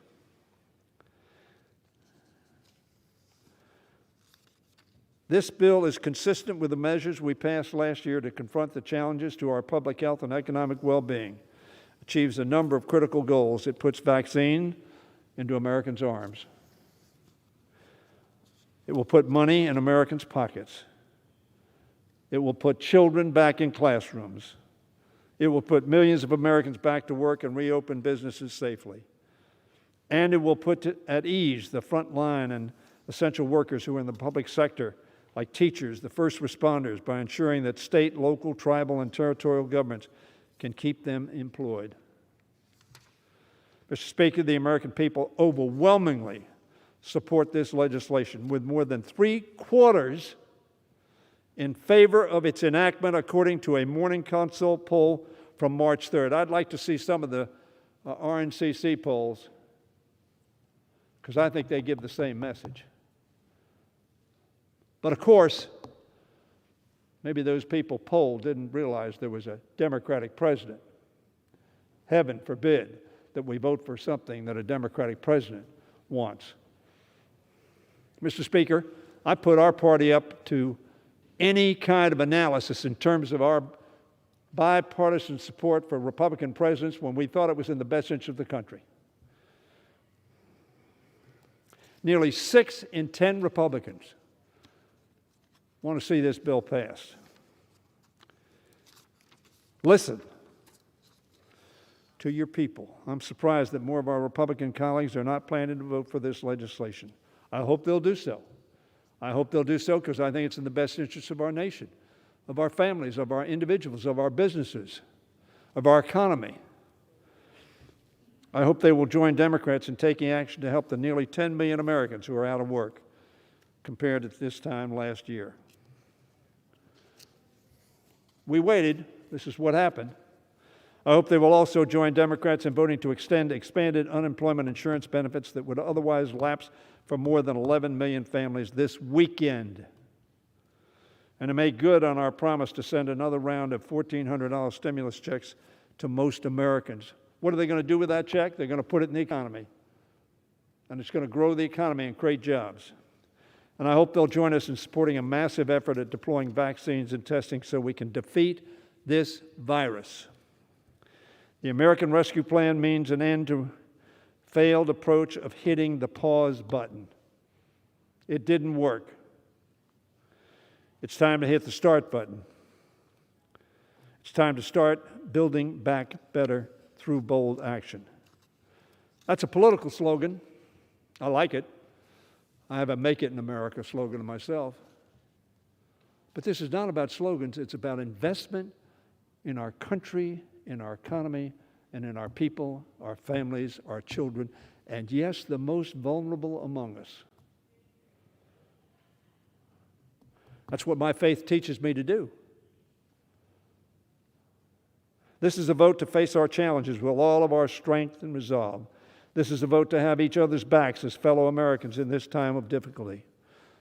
Mr. Speaker, with our votes today, we can send this legislation to President Biden so he can sign it into law and get the help that America and Americans need. I yield back the balance of my time. Gentleman yields back. Gentleman from Massachusetts reserves. The gentleman from South Carolina is recognized. Mr. Speaker, I would remind my friend, the majority leader, that the reason that this bill is not bipartisan is there's been no effort to make it bipartisan. There have been 0 committee meetings on this. The Mrs. Pelosi uses COVID as an excuse to keep us away from Washington so that she can write these liberal grab bag bills on her own. And there were no hearings on this in the Ways and Means Committee, or I don't think any other committee. I'm sure we could have found a bipartisan response to this, but instead they chose, because they have the majority now, to ram through their list of liberal priorities and a massive expansion of the entitlement system under the guise of COVID relief. And with that, Mr. Chairman, I yield 1 minute to the gentleman from Georgia, Mr. Clyde. Gentleman from Georgia is recognized for 1 minute. Thank you, Mr. Speaker. I rise today in strong opposition to the Senate amendment to this payoff package. According to Treasury, at the end of 2020, $46 billion provided to states in CARES Act pandemic relief funding remained unspent. And this payoff package provides them an additional $360 billion. The partisan formula used will direct hundreds of millions more to liberal states like California and New York. That's because the formula is determined by the state's population of unemployed people. States that enacted stricter lockdowns with a heavy hand of government saw higher unemployment rates and therefore will get more money. I will also highlight the racist, socially disadvantaged farmers and ranchers provision. This provision should be a clear violation of the Civil Rights Act of 1964, and I call on the Department of Justice to investigate it if it becomes law. It is shameful and, in my opinion, illegal. I cannot justify conditioning relief aid based on race and ethnicity. This is not equality under the law.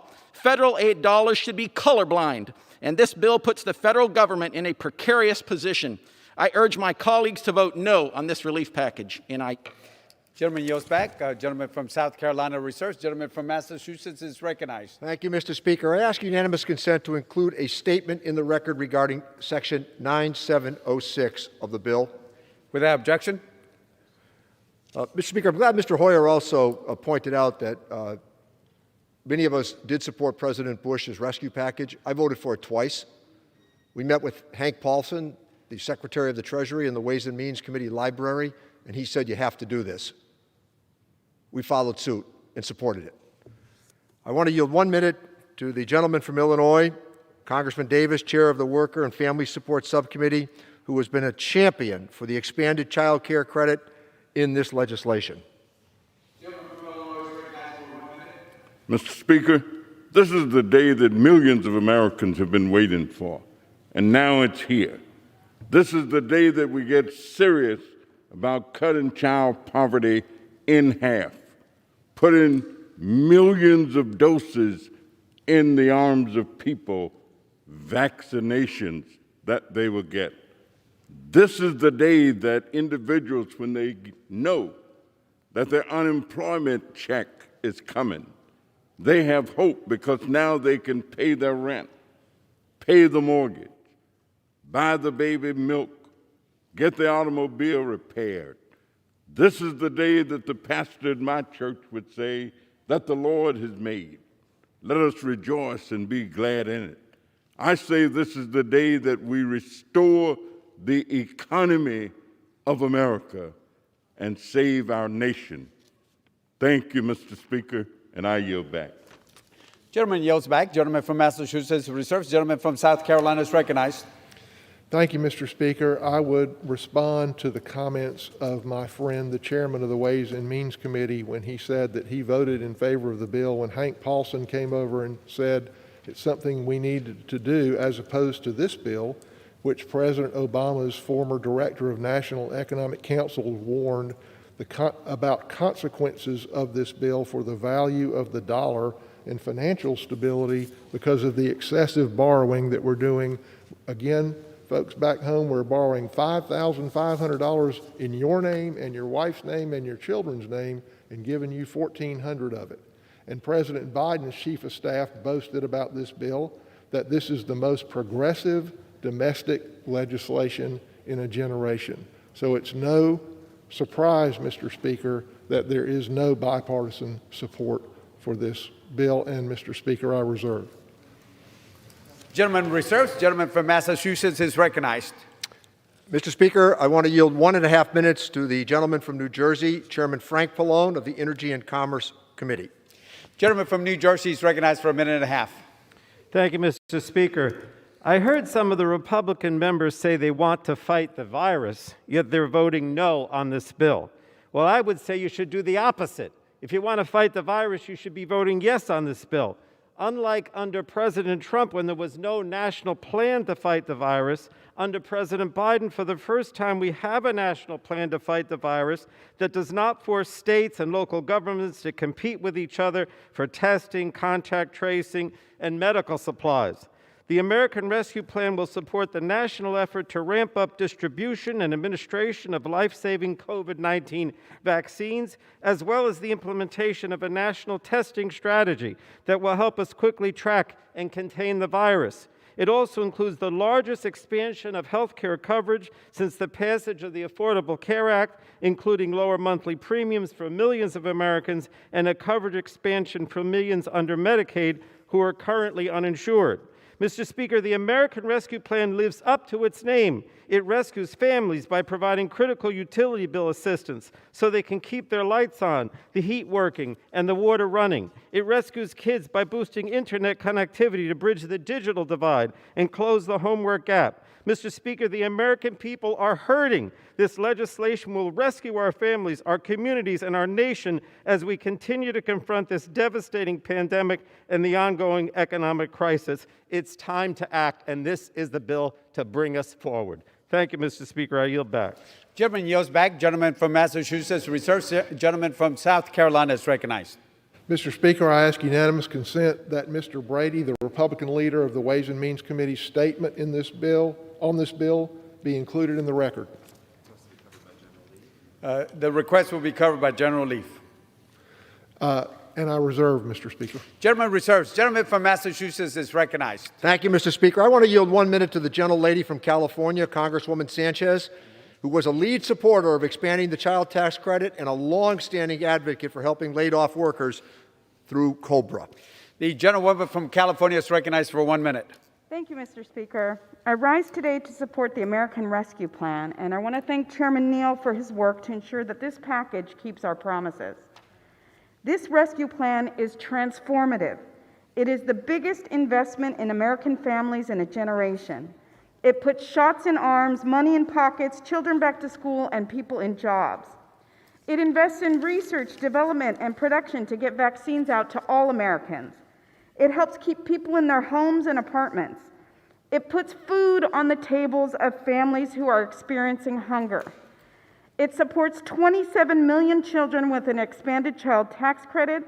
It helps more than 17 million workers through the Earned Income Tax Credit. It lowers health care costs and helps families keep their health coverage through a provision in the bill that I co-authored with Congresswoman McBath. A vote for this bill is a vote for investing in the dignity of America's families. I urge my colleagues to vote yes on this relief package, and I yield back the balance of my time. Gentlewoman yields back. Gentleman from Massachusetts reserves. Gentleman from South Carolina is recognized. Reserve. Reserves. Gentleman from Massachusetts is recognized. Thank you, Mr. Speaker. I want to yield 1 minute to the gentlelady from Alabama, Congresswoman Sewell, a member of the Ways and Means Committee, who has been a powerful voice for home visiting programs and the help they provide to pregnant women and children. The gentleman from Alabama is recognized for 1 minute. Thank you, Mr. Speaker. Today is a day of great progress and great promise. I rise today to urge my colleagues to vote in favor of the American Rescue Plan. The American Rescue Plan will save lives and livelihoods. It will put vaccines in the arms of Americans, provides $20 billion in a nationwide vaccination plan. It also will put children safely back in schools with a nearly $130 billion investment. It will put money in people's pockets, deliver $1,400 stimulus checks, as well as expand reliable child care and affordable health care. It will extend unemployment benefits to 18 million Americans and so many Alabamians that I represent. It will put people back to work by providing critical support for the hardest hit small businesses, expanding PPP eligibility, and much more. It will give lots of money, needed money, directly to localities, to local cities and counties. In fact, $472 million of funding, direct funding, will come to the state of Alabama in my district. Mr. Speaker, I want my constituents to know, and all Americans to know, that help is indeed on the way. Chairwoman's time has expired. Gentleman from Massachusetts reserves. Gentleman from South Carolina is recognized. Thank you, Mr. Speaker. I would point out to my friend from Alabama that because of the change in the allocation formula in this bill for relief for states from the prior bills, from the prior COVID relief bills, which now this formula will focus on unemployed, therefore places that have shut their economies down and hurt their citizens economically will get more money from places who haven't. And as a result, Alabama is the fourth or fifth largest loser in this bill in state and local government recovery money. Alabama will lose about $890 million, almost $1 billion, and that works out to approximately $178 lost for every man, woman, and child living in Alabama. And with that, Mr. Speaker, I reserve. Gentleman reserves. Gentleman from Massachusetts Mr. is Speaker, recognized. I want to yield 1 minute to the gentlelady from Washington State, Congresswoman Del Bene, member of the Ways and Means Committee, who has been a tireless champion for this legislation's historic expansion of the child tax credit. Gentlewoman from Washington is recognized for 1 minute. Thank you, Mr. Speaker. I rise today in support of the American Rescue Plan, a bill that will deliver crucial relief to millions of Americans who've been struggling for far too long. The pandemic has caused economic uncertainty, hardship, and turmoil.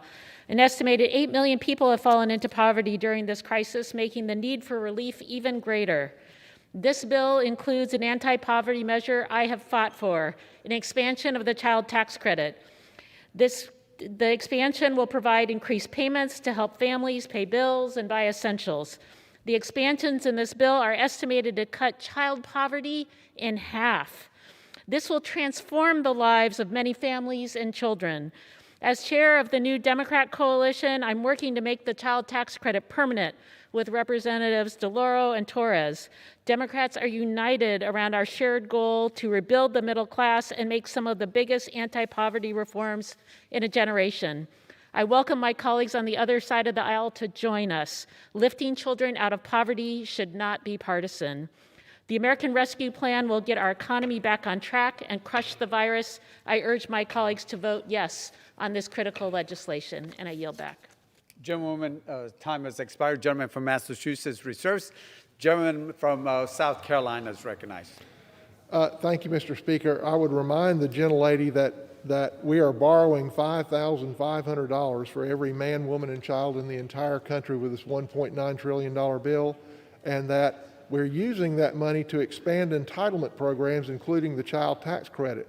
Well, who's going to end up paying back that $5,500 per person? It's going to be the very children that we are professing to help today. And with that, Mr. Speaker, I reserve. Gentleman from South Carolina reserves. Gentleman from Massachusetts is recognized. Mr. Speaker, I want to yield 1 minute to the gentlelady from Massachusetts, Assistant Speaker Clark, a champion of all things Massachusetts. The gentlewoman from Massachusetts is recognized for 1 minute. Thank you so much, Mr. Chairman, and for your incredible work and that of your committee. A few weeks ago, my colleagues across the aisle were animated in their support for fairness for women. So here is the moment to dispel any doubts that that was just a disingenuous defense of bigotry and truly help American women by supporting this transformative legislation. Women have been on the front line of this crisis. Over 2 million women have been pushed out of work while fighting to keep their families fed, healthy, and housed. Because of this pandemic, women's participation in the workforce is at a 33-year low. A vote yes for the American Rescue Plan is a vote to say vaccines can get into the arms of teachers and our frontline workers, that direct checks will go to 85% of Americans. An expanded child tax credit will cut child poverty in half. Unprecedented child care funding will directly benefit its workforce, made up of 95% women. Vote yes for women. Vote yes for families. Vote yes for a more equitable future. Chairwoman's time has expired. Gentleman from Massachusetts reserves. Gentleman from South Carolina is recognized. Gentleman reserves. Gentleman from Massachusetts is recognized again. Let me yield 1 minute to the gentleman from Virginia, Mr. Byer, a valued member of the Ways and Means Committee who played a central role in shepherding this legislation through 2 days of Ways and Means consideration. Gentleman from Virginia is recognized for 1 minute.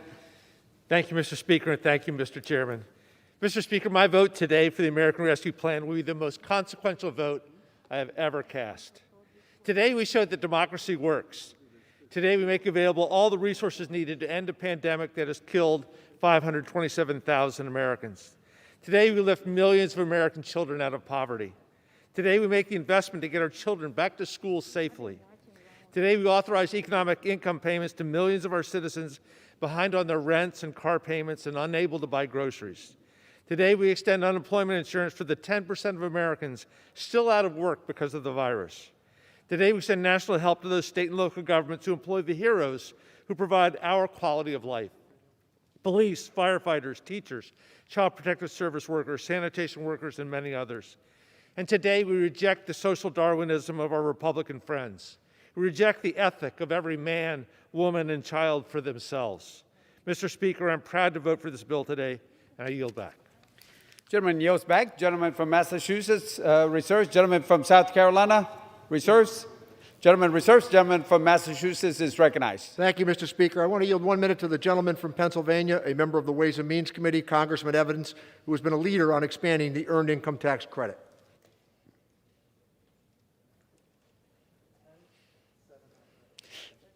Gentleman from Pennsylvania is recognized for 1 minute. Thank you, Mr. Speaker. Thank you, Mr. Chairman. This act is big and bold. It begins to keep our promise to build it back better. This historical bill is a policy revolution.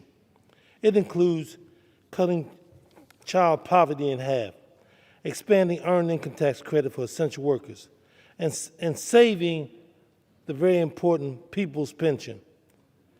It means a shot in the arm, returning kids to safe school, and more people back to jobs. My constituents feel like it needs this and need it now. This is something that we all should be working together.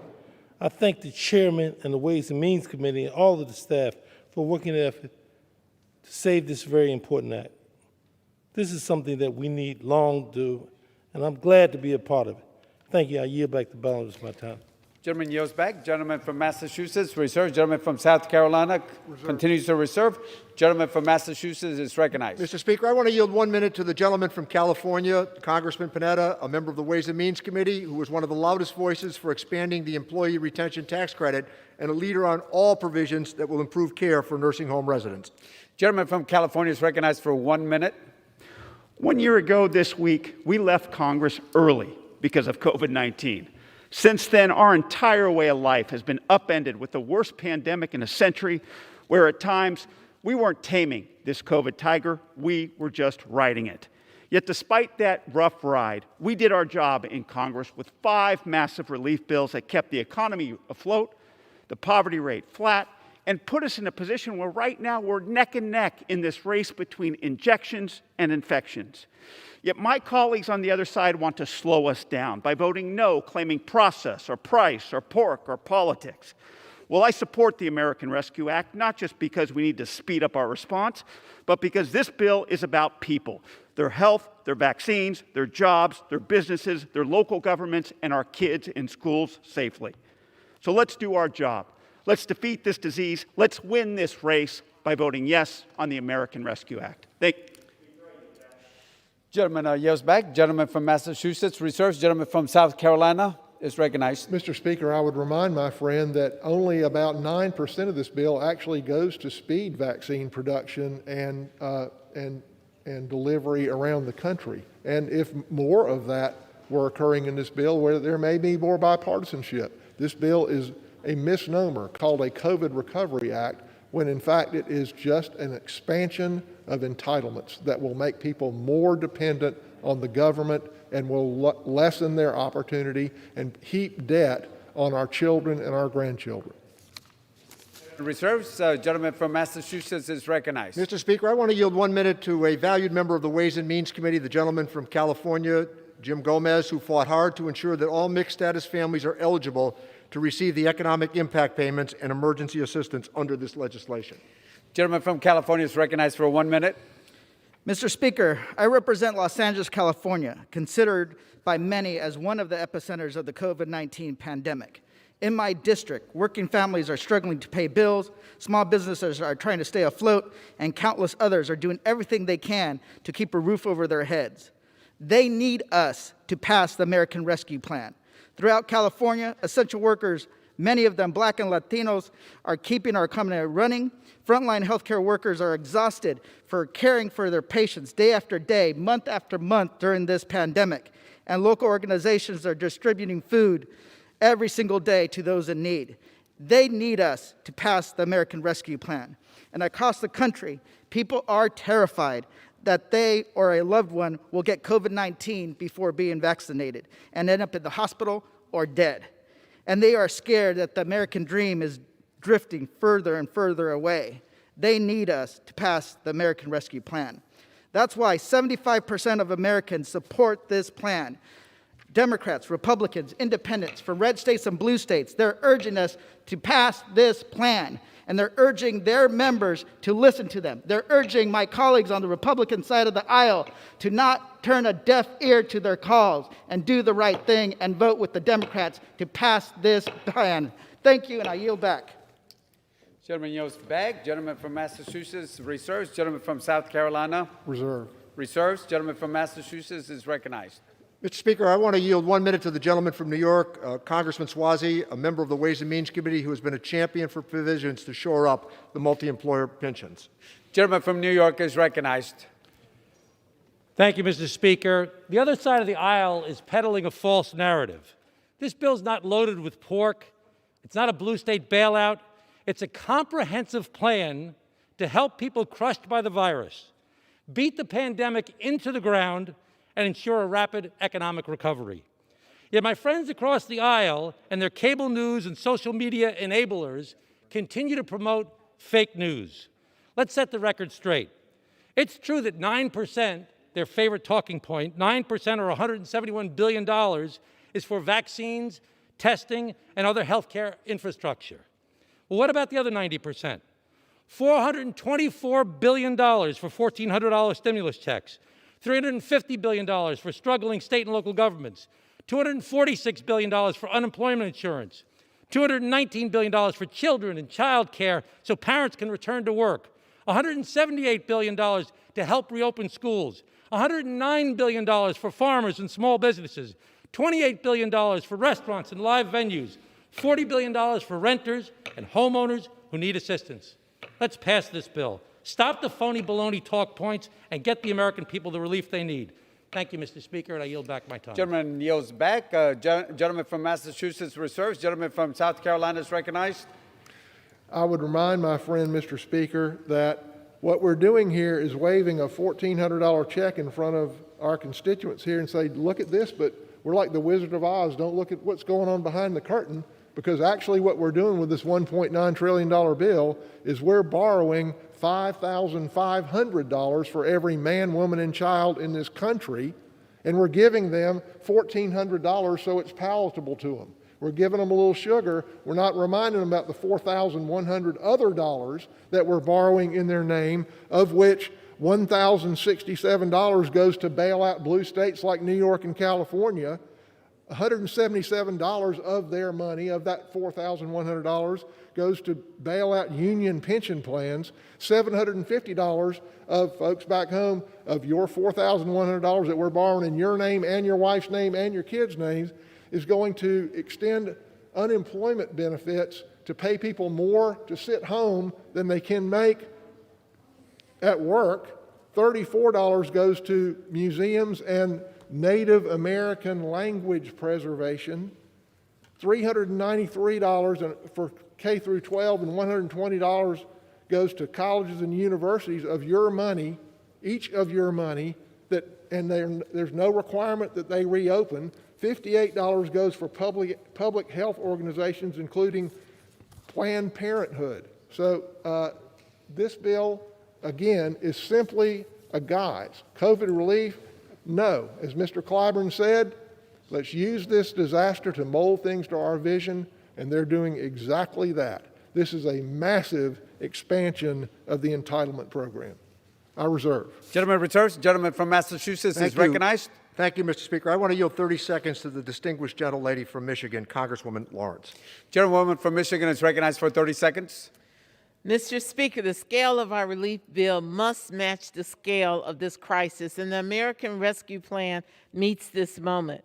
In addition, this comprehensive plan includes much-needed relief for our battered cities. As a former mayor, I understand the struggle and the strain of our cities right now. Congress cannot sit by as mayors, Democrat and Republican, are calling for help. This is not a Democrat or Republican issue. This pandemic is reaching every corner of our country. So let's answer this call and pass the American Rescue Plan. I yield back. Thank you. Chairwoman yields back. Gentleman from Massachusetts reserves. Gentleman from South Carolina I just want to remind the people back home that the scale of this plan that she's talking about is $5,500 borrowed for every man, woman, and child in this country, and your children will pay that money back. They'll pay it back in higher taxes. They'll pay it back in lost opportunity. They'll pay it back in weaker economic growth.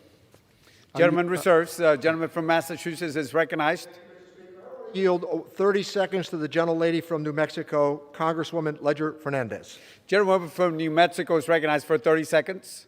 Mr. Speaker, I've spoken with New Mexicans all across my district. I've talked to mayors, local officials, tribal leaders, the same question I've asked them. What do you need? What they've all said, Republicans and Democrats alike, is they need this rescue plan. Our small businesses are ready to put this lifeline to use. Our frontline workers, families, and farmers are ready. New Mexico is ready to start climbing out of this crisis. Americans have told us what they need. We've listened, and now we are delivering. I yield back.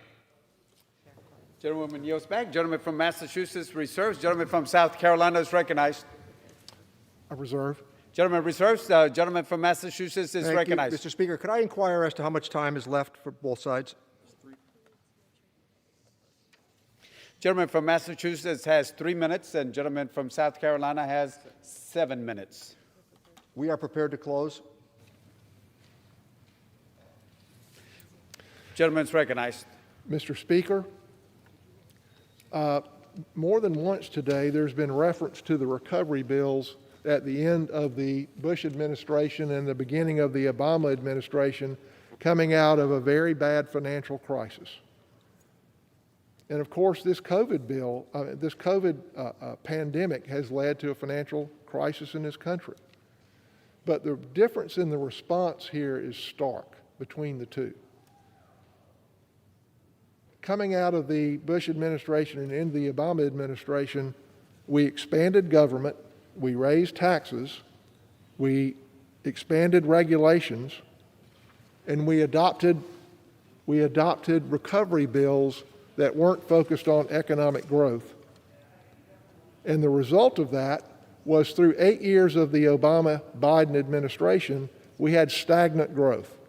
We had the middle class was shrinking, middle class incomes were shrinking, and it took a Republican president and a Republican Congress enacting bills that lowered taxes, lowered regulation, and lowered government reliance that led to massive economic growth and opportunity for all demographics in our country. Hispanics, African American, women, and others had seen growth and opportunity not seen in decades, if ever. And I hope with this plan that we're not going to go back to the days of the Obama-Biden years of stagnant growth and dashed opportunity for our children and our grandchildren. Again, Mr. Speaker, we're holding up a check for $1,400 to the American public and say, vote for this, but don't pay attention because we're really borrowing $5,500 in your name, in your wife's name, your husband's name, and in each of your kids. Each of your kids, we're borrowing $5,500 in their name that they're going to have to pay back. And they're getting $1,400 of it, but the other $4,100 is going here. And it's not right, and it's not fair, and it will lead to lower growth and less opportunity for those kids that we're saddling with that debt right now. Mr. Speaker, this is not the right plan to address our nation's challenges on defeating the COVID-19 virus. It's not the right time either.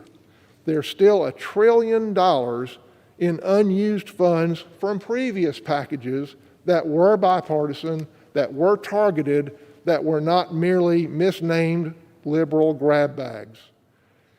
The Congressional Budget Office's overview of the Economic Outlook projects that by the middle of the year, the economy will have returned to a pre-pandemic level of real GDP. Why? That's because the policies put in place under the Trump administration and a Republican Congress are still in place.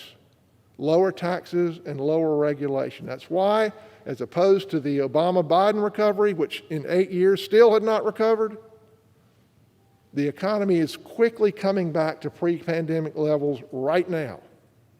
And yet my colleagues on the other side of the aisle have found every reason to rush through costly, unnecessary, progressive priorities that my constituents didn't ask for. The American Rescue Plan is costing each American more than their mortgage payment, a down payment on their car, or a semester of their children's college. And their children will have to pay it back. I don't want to leave a huge bill for my kids, and I know most Americans don't either. I hope that this bill, expanding government, expanding entitlements, paying people to stay home, making them more reliant on the government, does not lead to another decade of stagnation, of lost opportunity. Vote no to this dangerous bill. Vote no against a selfish attempt to strap our next generation with debt. Vote no to progressive payoffs that we, the people, did not order. We must do better. I yield. Gentleman yields back the balance of his time. Gentleman from Massachusetts is recognized. Mr. Speaker, I yield myself 2 minutes of our time. Gentleman is recognized. Mr. Speaker, this is a most significant day, and this legislation meets the challenge of history, and it calls Americans to act upon this crisis. This is the opportunity now, and we should act. This is not about self-correction. Far too much is at stake. But I want to thank our colleagues, and particularly the Ways and Means staff, who wore many hats through this legislation. From crafting this package to the brutal negotiations with the Senate, they've worked long hours while facing the same challenges presented by remote school, lack of child care, and concern for family members that Americans face every moment through this crisis. There are too many names to include, but I know that their counsel has been unparalleled and their expertise, as always, unmatched. Over the Speaker's rostrum, Mr. Speaker, is a magnificent admonition from a son of Massachusetts, Mr. Webster. He asks, let us develop the resources of our land, call forth its powers, build up its institutions, promote all its great interest, and see whether we also in our day and generation may not perform something worthy to be remembered. That is what we're going to do in the next few minutes, and I yield 1 minute to the Speaker of the House, whose attention to legislative detail is extraordinary. The gentlewoman from California is recognized. Thank you, Mr. Speaker. I thank the gentleman for yielding and thank him for his extraordinary leadership in putting nearly $1 trillion into the pockets of the American people. I thank him and Mr. Yarmouth, the chair of the Budget Committee, for their leadership on this legislation, of course, on this debate this afternoon. It was dazzling to see them and the Democratic chairs and members speak up about this important legislation. And thank you, Mr. Chairman, for pointing out the inconsistency on the part of our colleagues across the aisle in complaining about money helping the poorest of poor children in our country, while they didn't hesitate to give large amounts of money to the richest people in America in their Republican tax scam. Your charts were very eloquent, Mr. Chairman. And to hear our members speak about the terms of this bill, the values that are in it, the plan that it has, why they were voting yes on the bill, and to hear Republicans talk about why they would vote no. It's typical that they vote no and take the dough. And this bill has bipartisan support across the country, not only among the general public, but in mayors and selectmen and city council persons and county executives who are Republican, eagerly awaiting the passage of this bill because they know at their level what a difference it will make in the lives of their constituents, the American people. You know, tomorrow, and I say this is a critical moment in our country's history. Tomorrow, the world will mark the 1 year since COVID-19 was officially declared a global pandemic by the World Health Organization. At that time, just over 1,000 Americans had contracted the disease. 38 had died. Since that day, 1 year ago from tomorrow, nearly 30 million Americans have become infected. Over 500,000 Americans have died. More lives that were lost in combat in all of America's wars against foreign enemies combined. Each of those lives is precious to us. We feel each loss profoundly and pray for their families and for the families of those who have contracted the virus and are still affected by it. And through it all, an historic economic crisis has raged. A full year later, 18 million Americans are still out of work, according to the statistics at the end of last week. And nearly 10 million jobs may have been lost. We hope to stop that. And the most vulnerable among us have been disproportionately affected. Moms pushed out of the labor market, women and minority-owned businesses forced to shutter, communities of color facing rising disparities. Today, we have a real opportunity for change. Mr. Speaker, as we serve in Congress with each other, we learn about each other's districts, each other's priorities, and the rest. And we learn about each other's why. Why did you come to Congress? Why are you here? Each of us has come to Congress with a purpose. My purpose, my why, are the children. As a mother of 5, raising my kids, seeing all the attention and all that they needed, I was horrified by the fact that 1 in 5 children in America lives in poverty and goes to sleep hungry. Goes to sleep hungry in America at night. That is my why. That is why I went from homemaker to the House of Representatives. And that is why when people ask me, what do you think the 3 most important issues are facing the Congress? I always say the same thing. Our children, our children, our children. Their health, their education, the economic security of their families, a safe, healthy environment in which they can thrive, and a nation at peace in which they can reach their fulfillment. Several of those priorities are addressed in this legislation. Again, this legislation, which has bipartisan support throughout the country.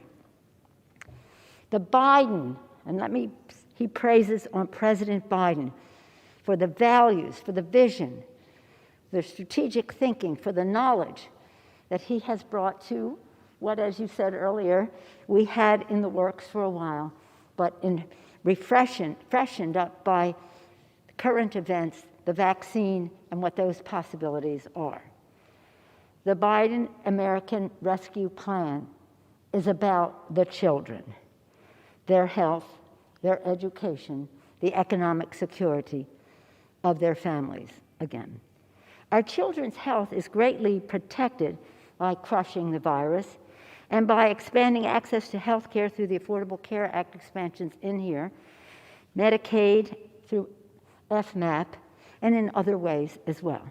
Our children's education is advanced with a $170 billion to open schools safely, including $130 billion for K through 12. This funding will help address the social and emotional challenges that children face, as well as learning loss, as well as opening the schools safely. We know what that requires. It requires ventilation, space, more teachers, more space, to name a few things. In terms of the economic security of children's families, this legislation, as I said earlier, Mr. Neal, puts nearly $1 trillion in the pockets of the American people. The Republicans did not seem to object when they put that much money in the pockets of 83% of their tax scam into the top 1%. But they seem to have a discomfort level when it reaches the poorest of the poor or those in the middle class who are struggling. So this legislation does that. It includes the refundable tax credit, which will lift 50% of children out of poverty. How do you say no to lifting 50% of impoverished children in America out of poverty? Children also benefit from the Earned Income Tax Credit, direct payments, and enhanced unemployment insurance benefits for their families. And the economic security of children is also enhanced by pension security of their grandparents, which is historically secured in this bill.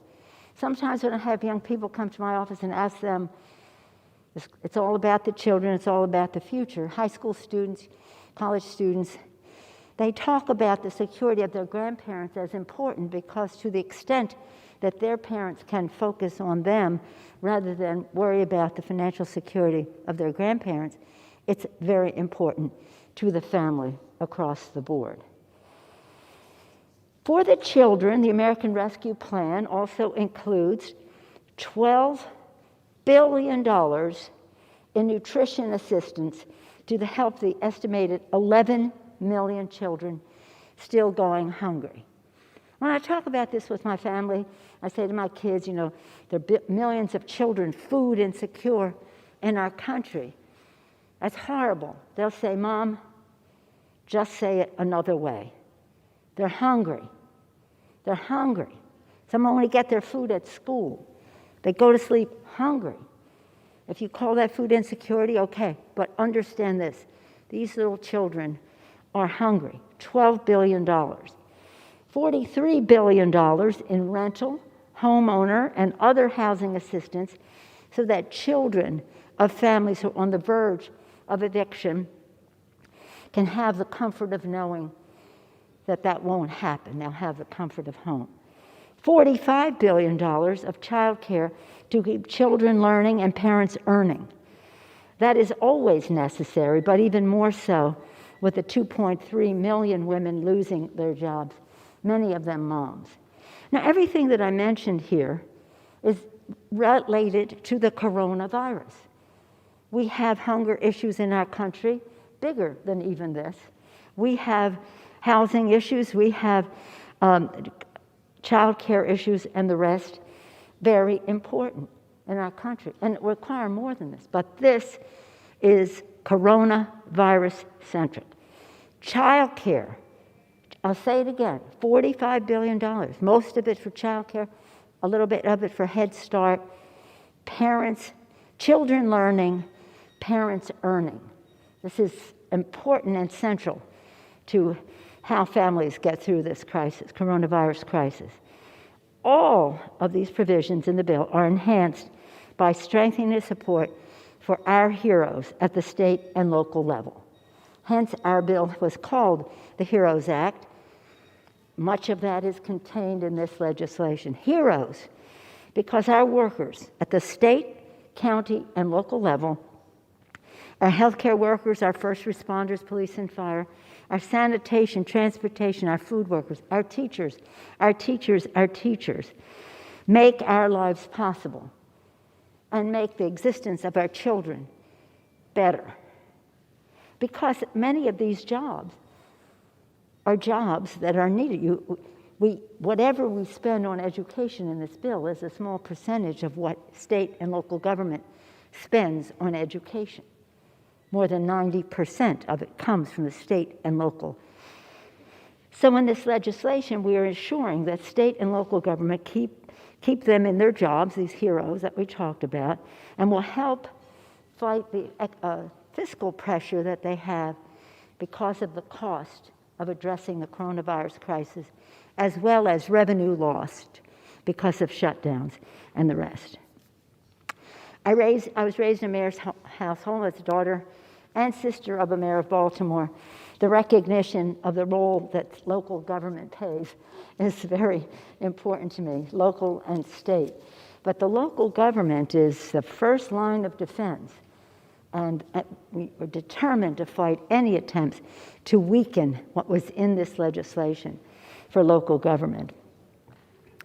One of the values respected in this legislation is our commitment to communities of color, including Native Americans especially, who continue to face serious health and economic disparities. This legislation will, among other steps, address the 8 in 10 minority-owned businesses on the brink of closure. 8 in 10 minority-owned businesses. The American Rescue Plan, Mr. Speaker, is a force for fairness and justice in America. This legislation is one of the most transformative and historic bills any of us will ever have the opportunity to support. It's one of the most transformative that I have seen in my over 30 years in the Congress. It is as consequential as the Affordable Care Act, which expanded health care to more than 20 million people and made benefits much better for over 150 million families. Today, we have a decision to make of tremendous consequence, a decision that will make a difference for millions of Americans, saving lives and livelihoods. And with all the decisions, it is a decision that we will have to answer for. We will give the American Rescue Plan a resounding and hopefully bipartisan vote to reflect the bipartisan support that it has in the country. And we will get to work immediately to deliver life-saving resources springing from this bill as soon as it is passed and signed, as we join President Biden in his promise that at last help is on the way. For the people, for the children, I urge a yes vote and yield back the balance of my time. Gentlewoman yields back. Gentleman from Massachusetts is recognized. I yield back my time, Mr. Speaker. All time for debate has expired. Pursuant to House Resolution 198, the previous question is ordered. The question is on the motion by the gentleman from Kentucky, Mr. Yarmouth. Those in favor say aye. Those opposed say no. The ayes have it. The motion is agreed to. Gentleman from South Sir, I Carolina. request a recorded vote. Pursuant to Section 3S of House Resolution 8, the yeas and nays are ordered. Members will record their votes by electronic device.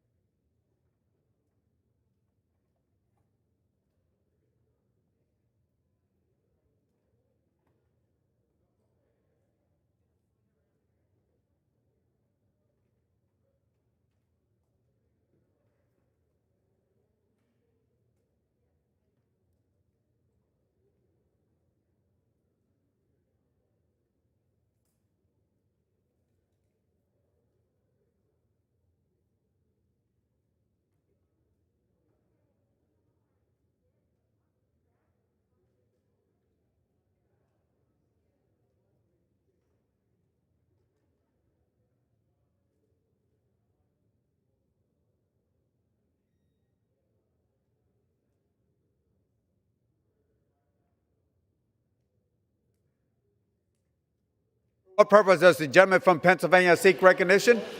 Mr. Speaker, as a member designated by Mr. Lawson of Florida, pursuant to House Resolution 8, I inform the House that Mr. Lawson votes yes on House Resolution 13 on final passage. Thank you.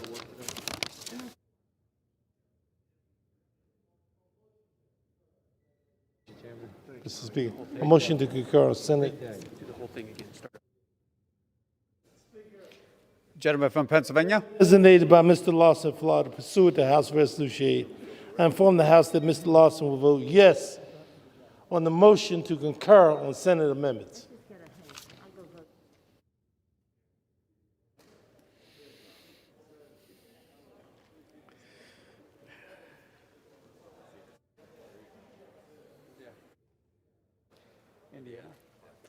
For what purpose does the gentlewoman from Indiana seek recognition? Mr. Speaker, as a member designated by Mr. Baird of Indiana pursuant to HRES 8, I inform the House that Mr. Baird will vote nay on the Senate amendment to H.R. 1319.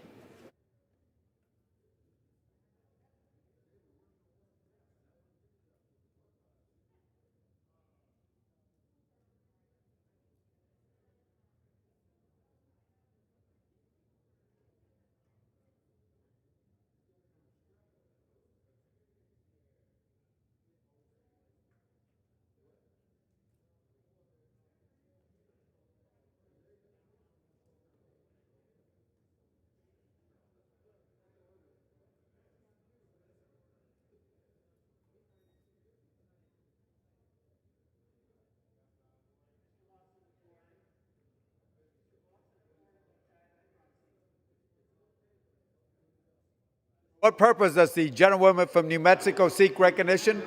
Mr. Speaker, as a member designated by Representative Roybal Allard pursuant to House Resolution 8, I inform the House that Ms. Roybal Allard will vote yes on the motion to concur in the Senate amendment to H.R. 1319.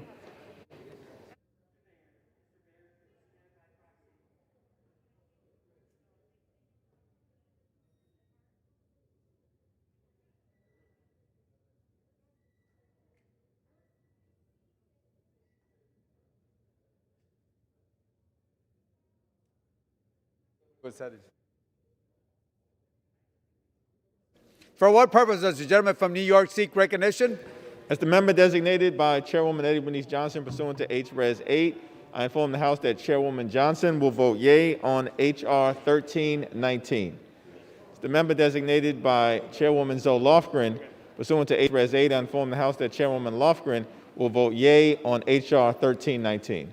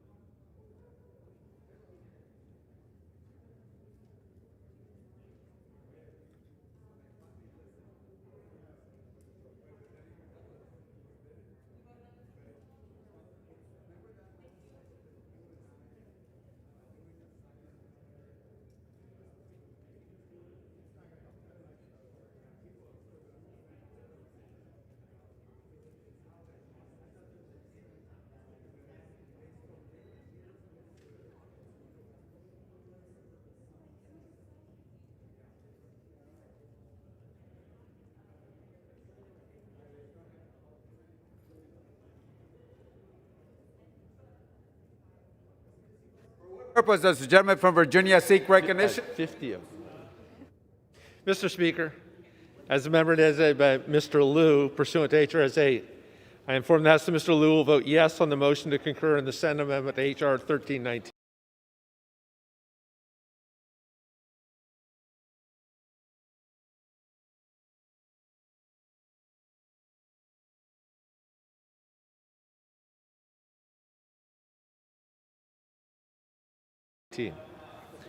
As a member designated by Mr. Lowenthal, pursuant to HRS 8, I inform the House that Mr. Lowenthal will vote yes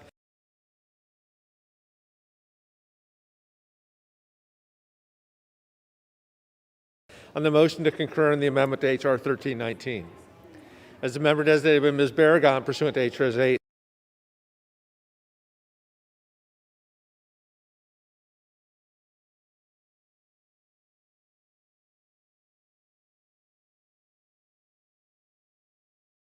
I inform the House that Ms. Barragan will vote yes on the motion to concur in the Senate amendment to H.R. 1319. As a member designated by Ms. Moore, pursuant to HRS 8, I inform the House that Ms. Moore will vote yes on the motion to concur in the Senate amendment to H.R.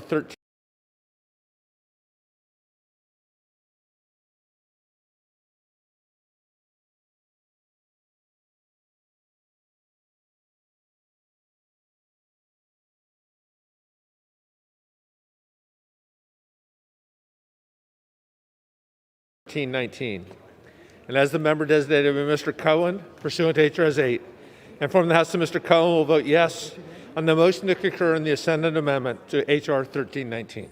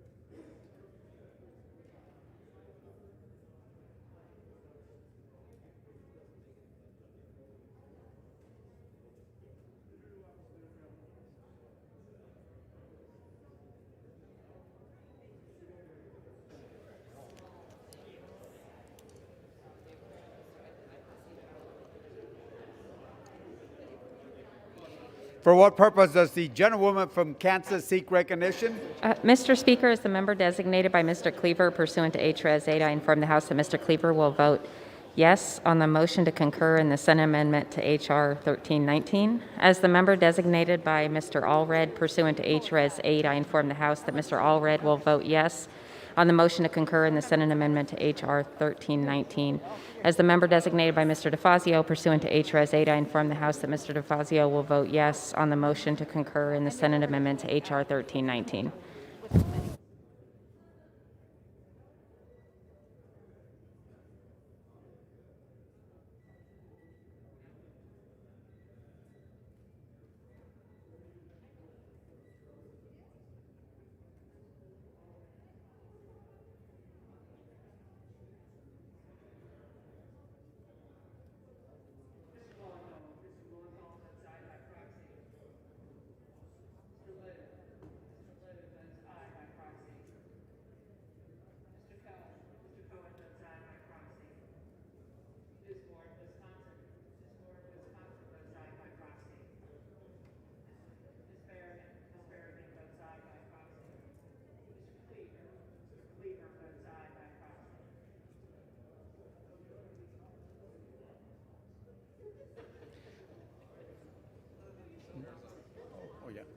Yeah, for what purpose does the gentleman seek recognition? Gentleman from Arizona. Mr. Speaker, as the member designated by Ms. Kirkpatrick, pursuant to HRS 8, I inform the House that Ms. Kirkpatrick will vote yes on the motion to concur in the Senate amendment to H.R. 1319.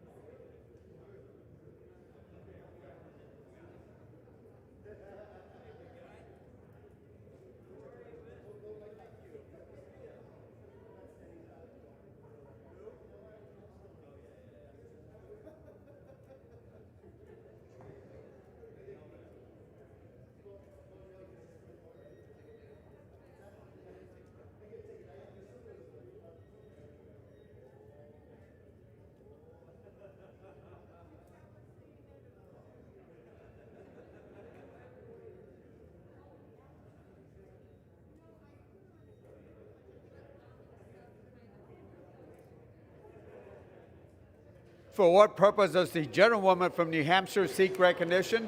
Mr. Speaker, as the member designated by Ms. Pingree pursuant to HRS 8, I inform the House that Ms. Pingree will vote yea on the motion to concur in the Senate amendment to H.R. 1319.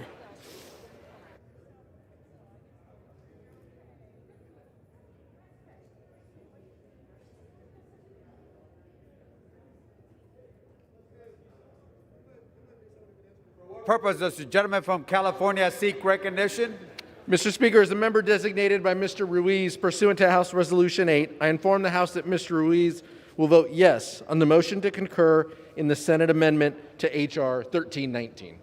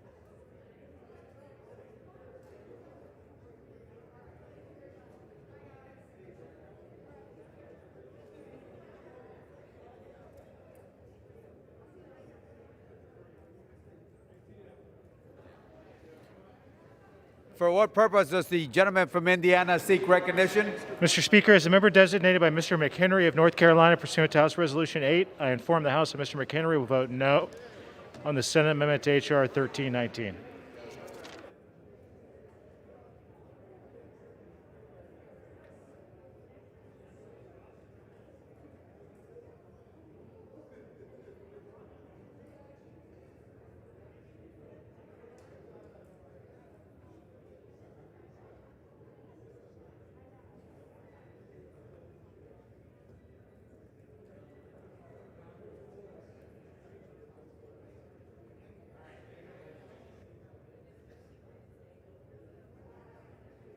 For what purpose does the gentlewoman from Virginia seek recognition? Mr. Speaker, as the member designated by Mr. McEachin pursuant to HRS 8, I inform the House that Mr. McEachin will vote yes on the motion to concur in the Senate amendment to H.R. 1319. And as the member designated by Ms. Porter pursuant to HRS 8, I inform the House that Ms. Porter will vote yes on the motion to concur in the Senate amendment to H.R. 1319.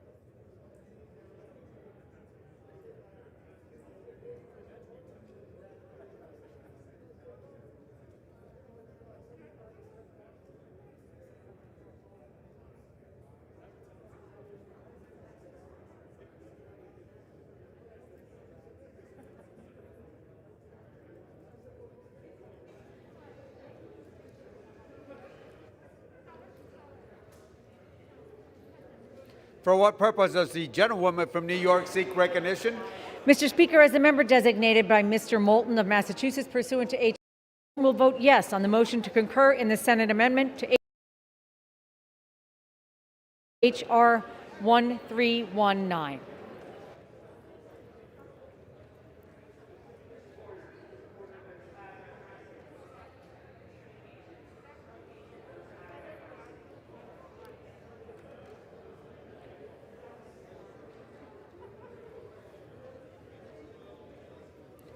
Purpose does the gentleman from North Carolina seek recognition? As the member designated by Mr. Thompson of Mississippi, pursuant to H.Res. 8, I inform the House that Mr. Thompson will vote yes. He will vote yes on the motion to concur in the Senate amendment to H.R. 1319.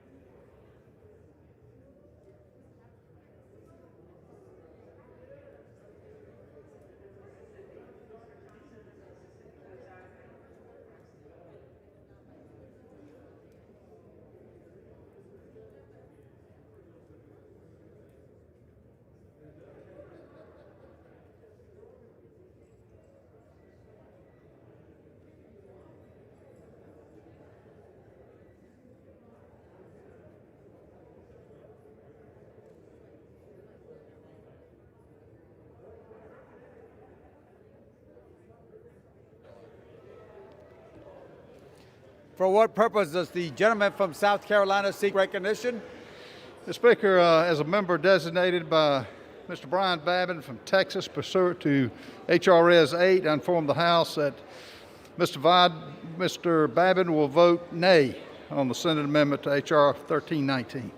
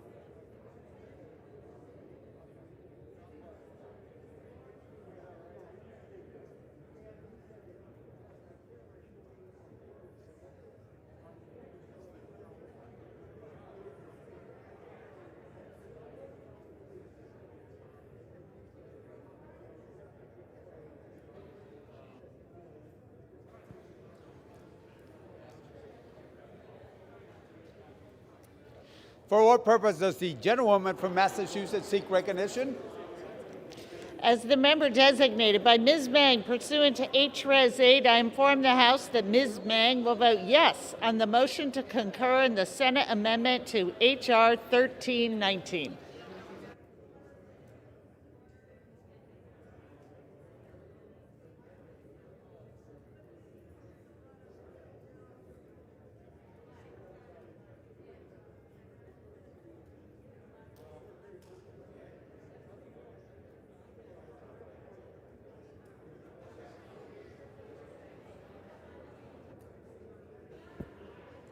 For what purpose does the gentleman from New York seek recognition? Mr. Speaker, as the member designated by Representative Morelli of New York, pursuant to H-Res 8, I inform the House that Representative Morelli will indeed vote aye on the motion to concur in the Senate amendment to H.R. 1319. Thank you.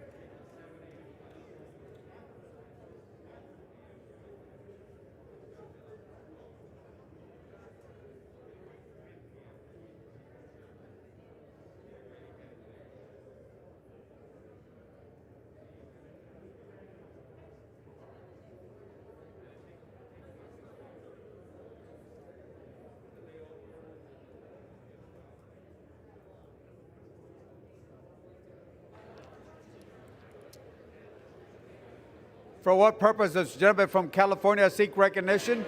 As the member designated by Mr. Cardenas pursuant to H-Res 8, I inform the House that Mr. Cardenas will vote aye on the motion to concur the Senate amendment to H.R. 1319.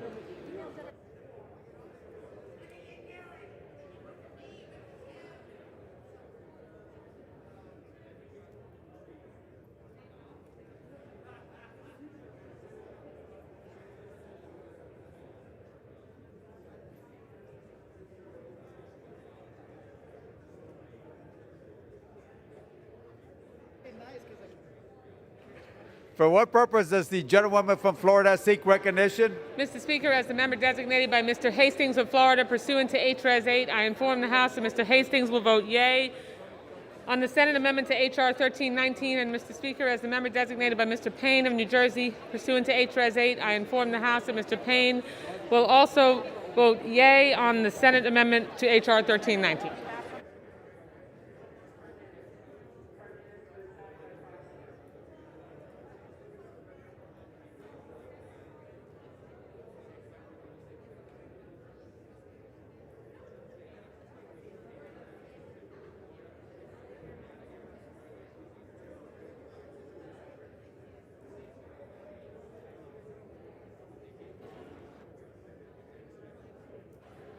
For what purpose does the gentlewoman from Illinois seek recognition? As the member designated by Mr. Rush, pursuant to H.Res. 8, I inform the House that Mr. Rush will vote yes on the motion to concur in the Senate amendment to H.R. 1319.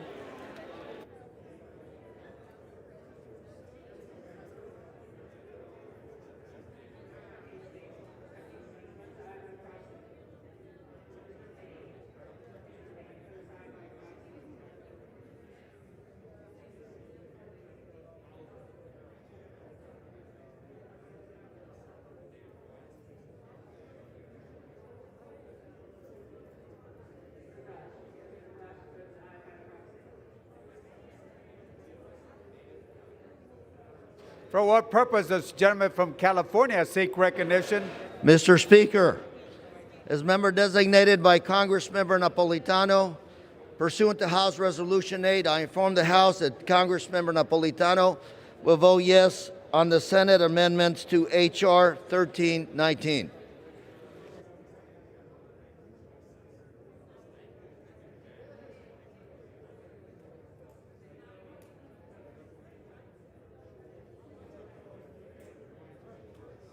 For what purpose does the gentlewoman from Washington seek recognition? As the member designated by Ms. Strickland pursuant to HRES 8, I inform the House that Ms. Strickland will vote yes on the motion to concur in the Senate amendment to H.R. 1319.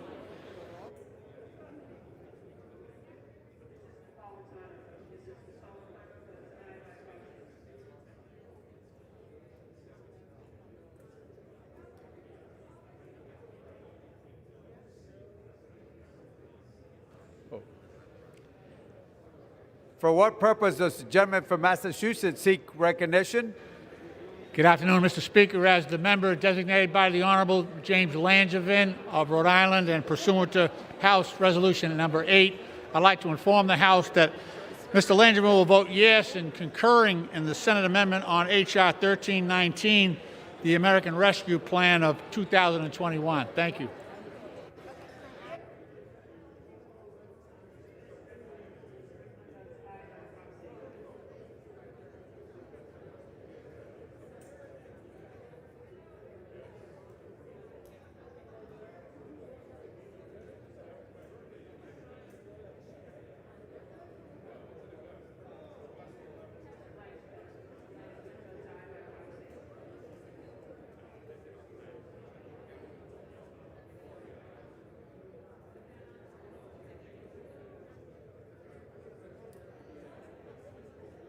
For what purpose does the gentlewoman from Ohio seek recognition? Mr. Speaker, as the member designated by Ms. Fudge pursuant to House Res. 8, I inform the House that Ms. Fudge will vote yes on the motion to concur in the Senate amendment to H.R. 1319. Thank you.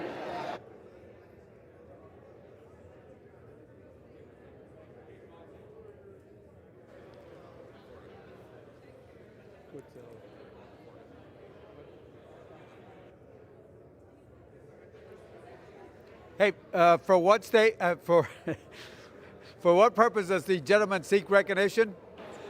Thank you, Mr. Speaker. As a member designated by Mr. Stubbe of Florida pursuant to HRES 8, I inform the House that Mr. Stubbe will vote no on the Senate amendment to H.R. 1319.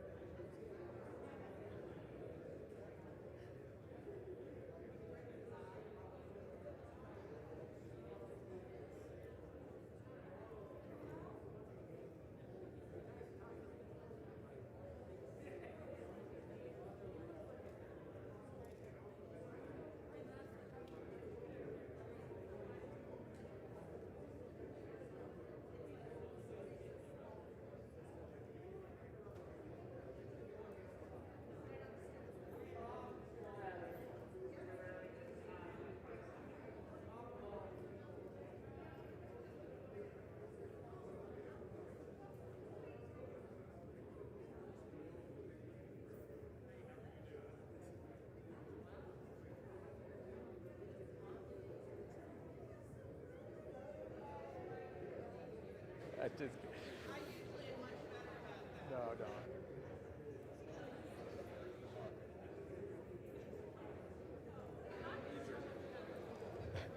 For what purpose does the gentleman from New Jersey seek recognition?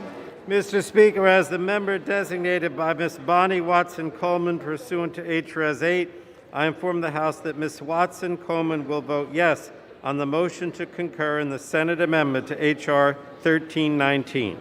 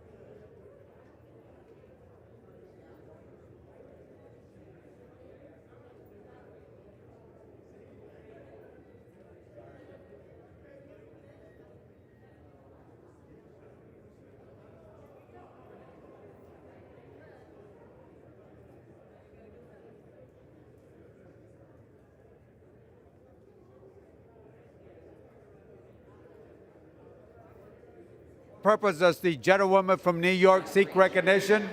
As the member designated by Ms. Bush of Missouri, pursuant to House Resolution 8, I inform the House that Ms. Bush will vote yes on the motion to concur in the Senate amendment to H.R. 1319.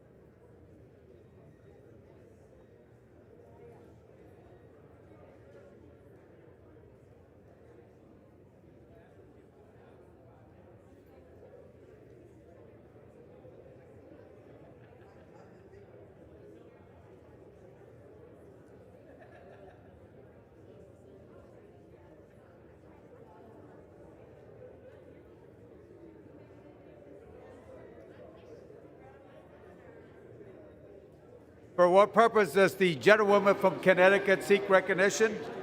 As the member designated by Ms. Wilson pursuant to H.Res. 8, I inform the House that Ms. Wilson will vote yes on the motion to concur in the Senate amendment to H.R. 1319.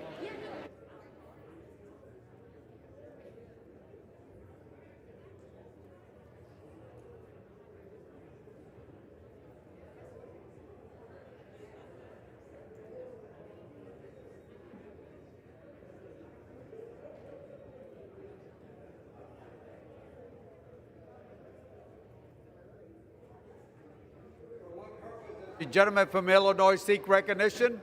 Speaker, as the member designated by Mr. Grijalva pursuant to H.Res. 8, I hereby inform the House that Mr. Grijalva will vote yes on the motion to concur in the Senate Amendment H.R. 1319.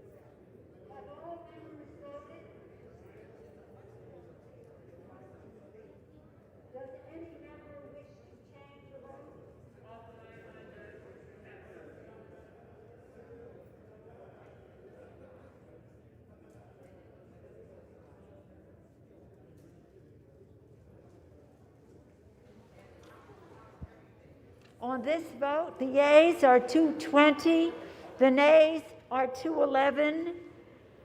The motion is adopted.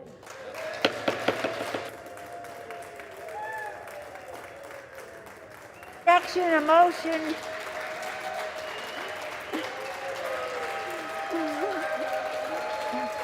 Without objection, a motion to reconsider is laid upon the table. Okay.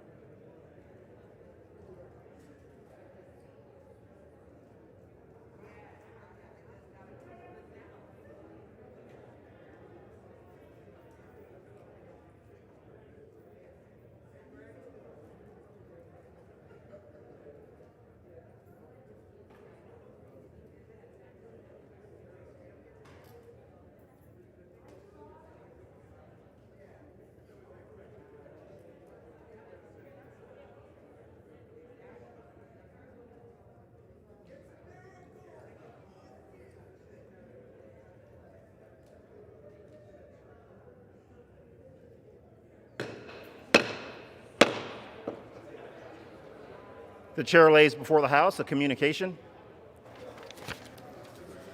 The Honorable, the Speaker, House of Representatives, Madam, it has been my honor and privilege to serve the people of the 11th Congressional District of Ohio since November 2008. My appreciation for their support as I sought to represent their interests and those of many Americans for whom I could be a voice is boundless. I will always remember my colleagues and friends who have become a part of my family during the last 12 years. I am fortunate to have been selected by President Joe Biden to continue to serve the public good as Secretary of Housing and Urban Development. Therefore, please accept this correspondence as notice of my resignation from the U.S. House of Representatives, 11th Congressional District of Ohio, effective immediately upon delivery on March 10, 2021. Thank you for your leadership and support during my tenure. Signed sincerely, Marcia L. Fudge.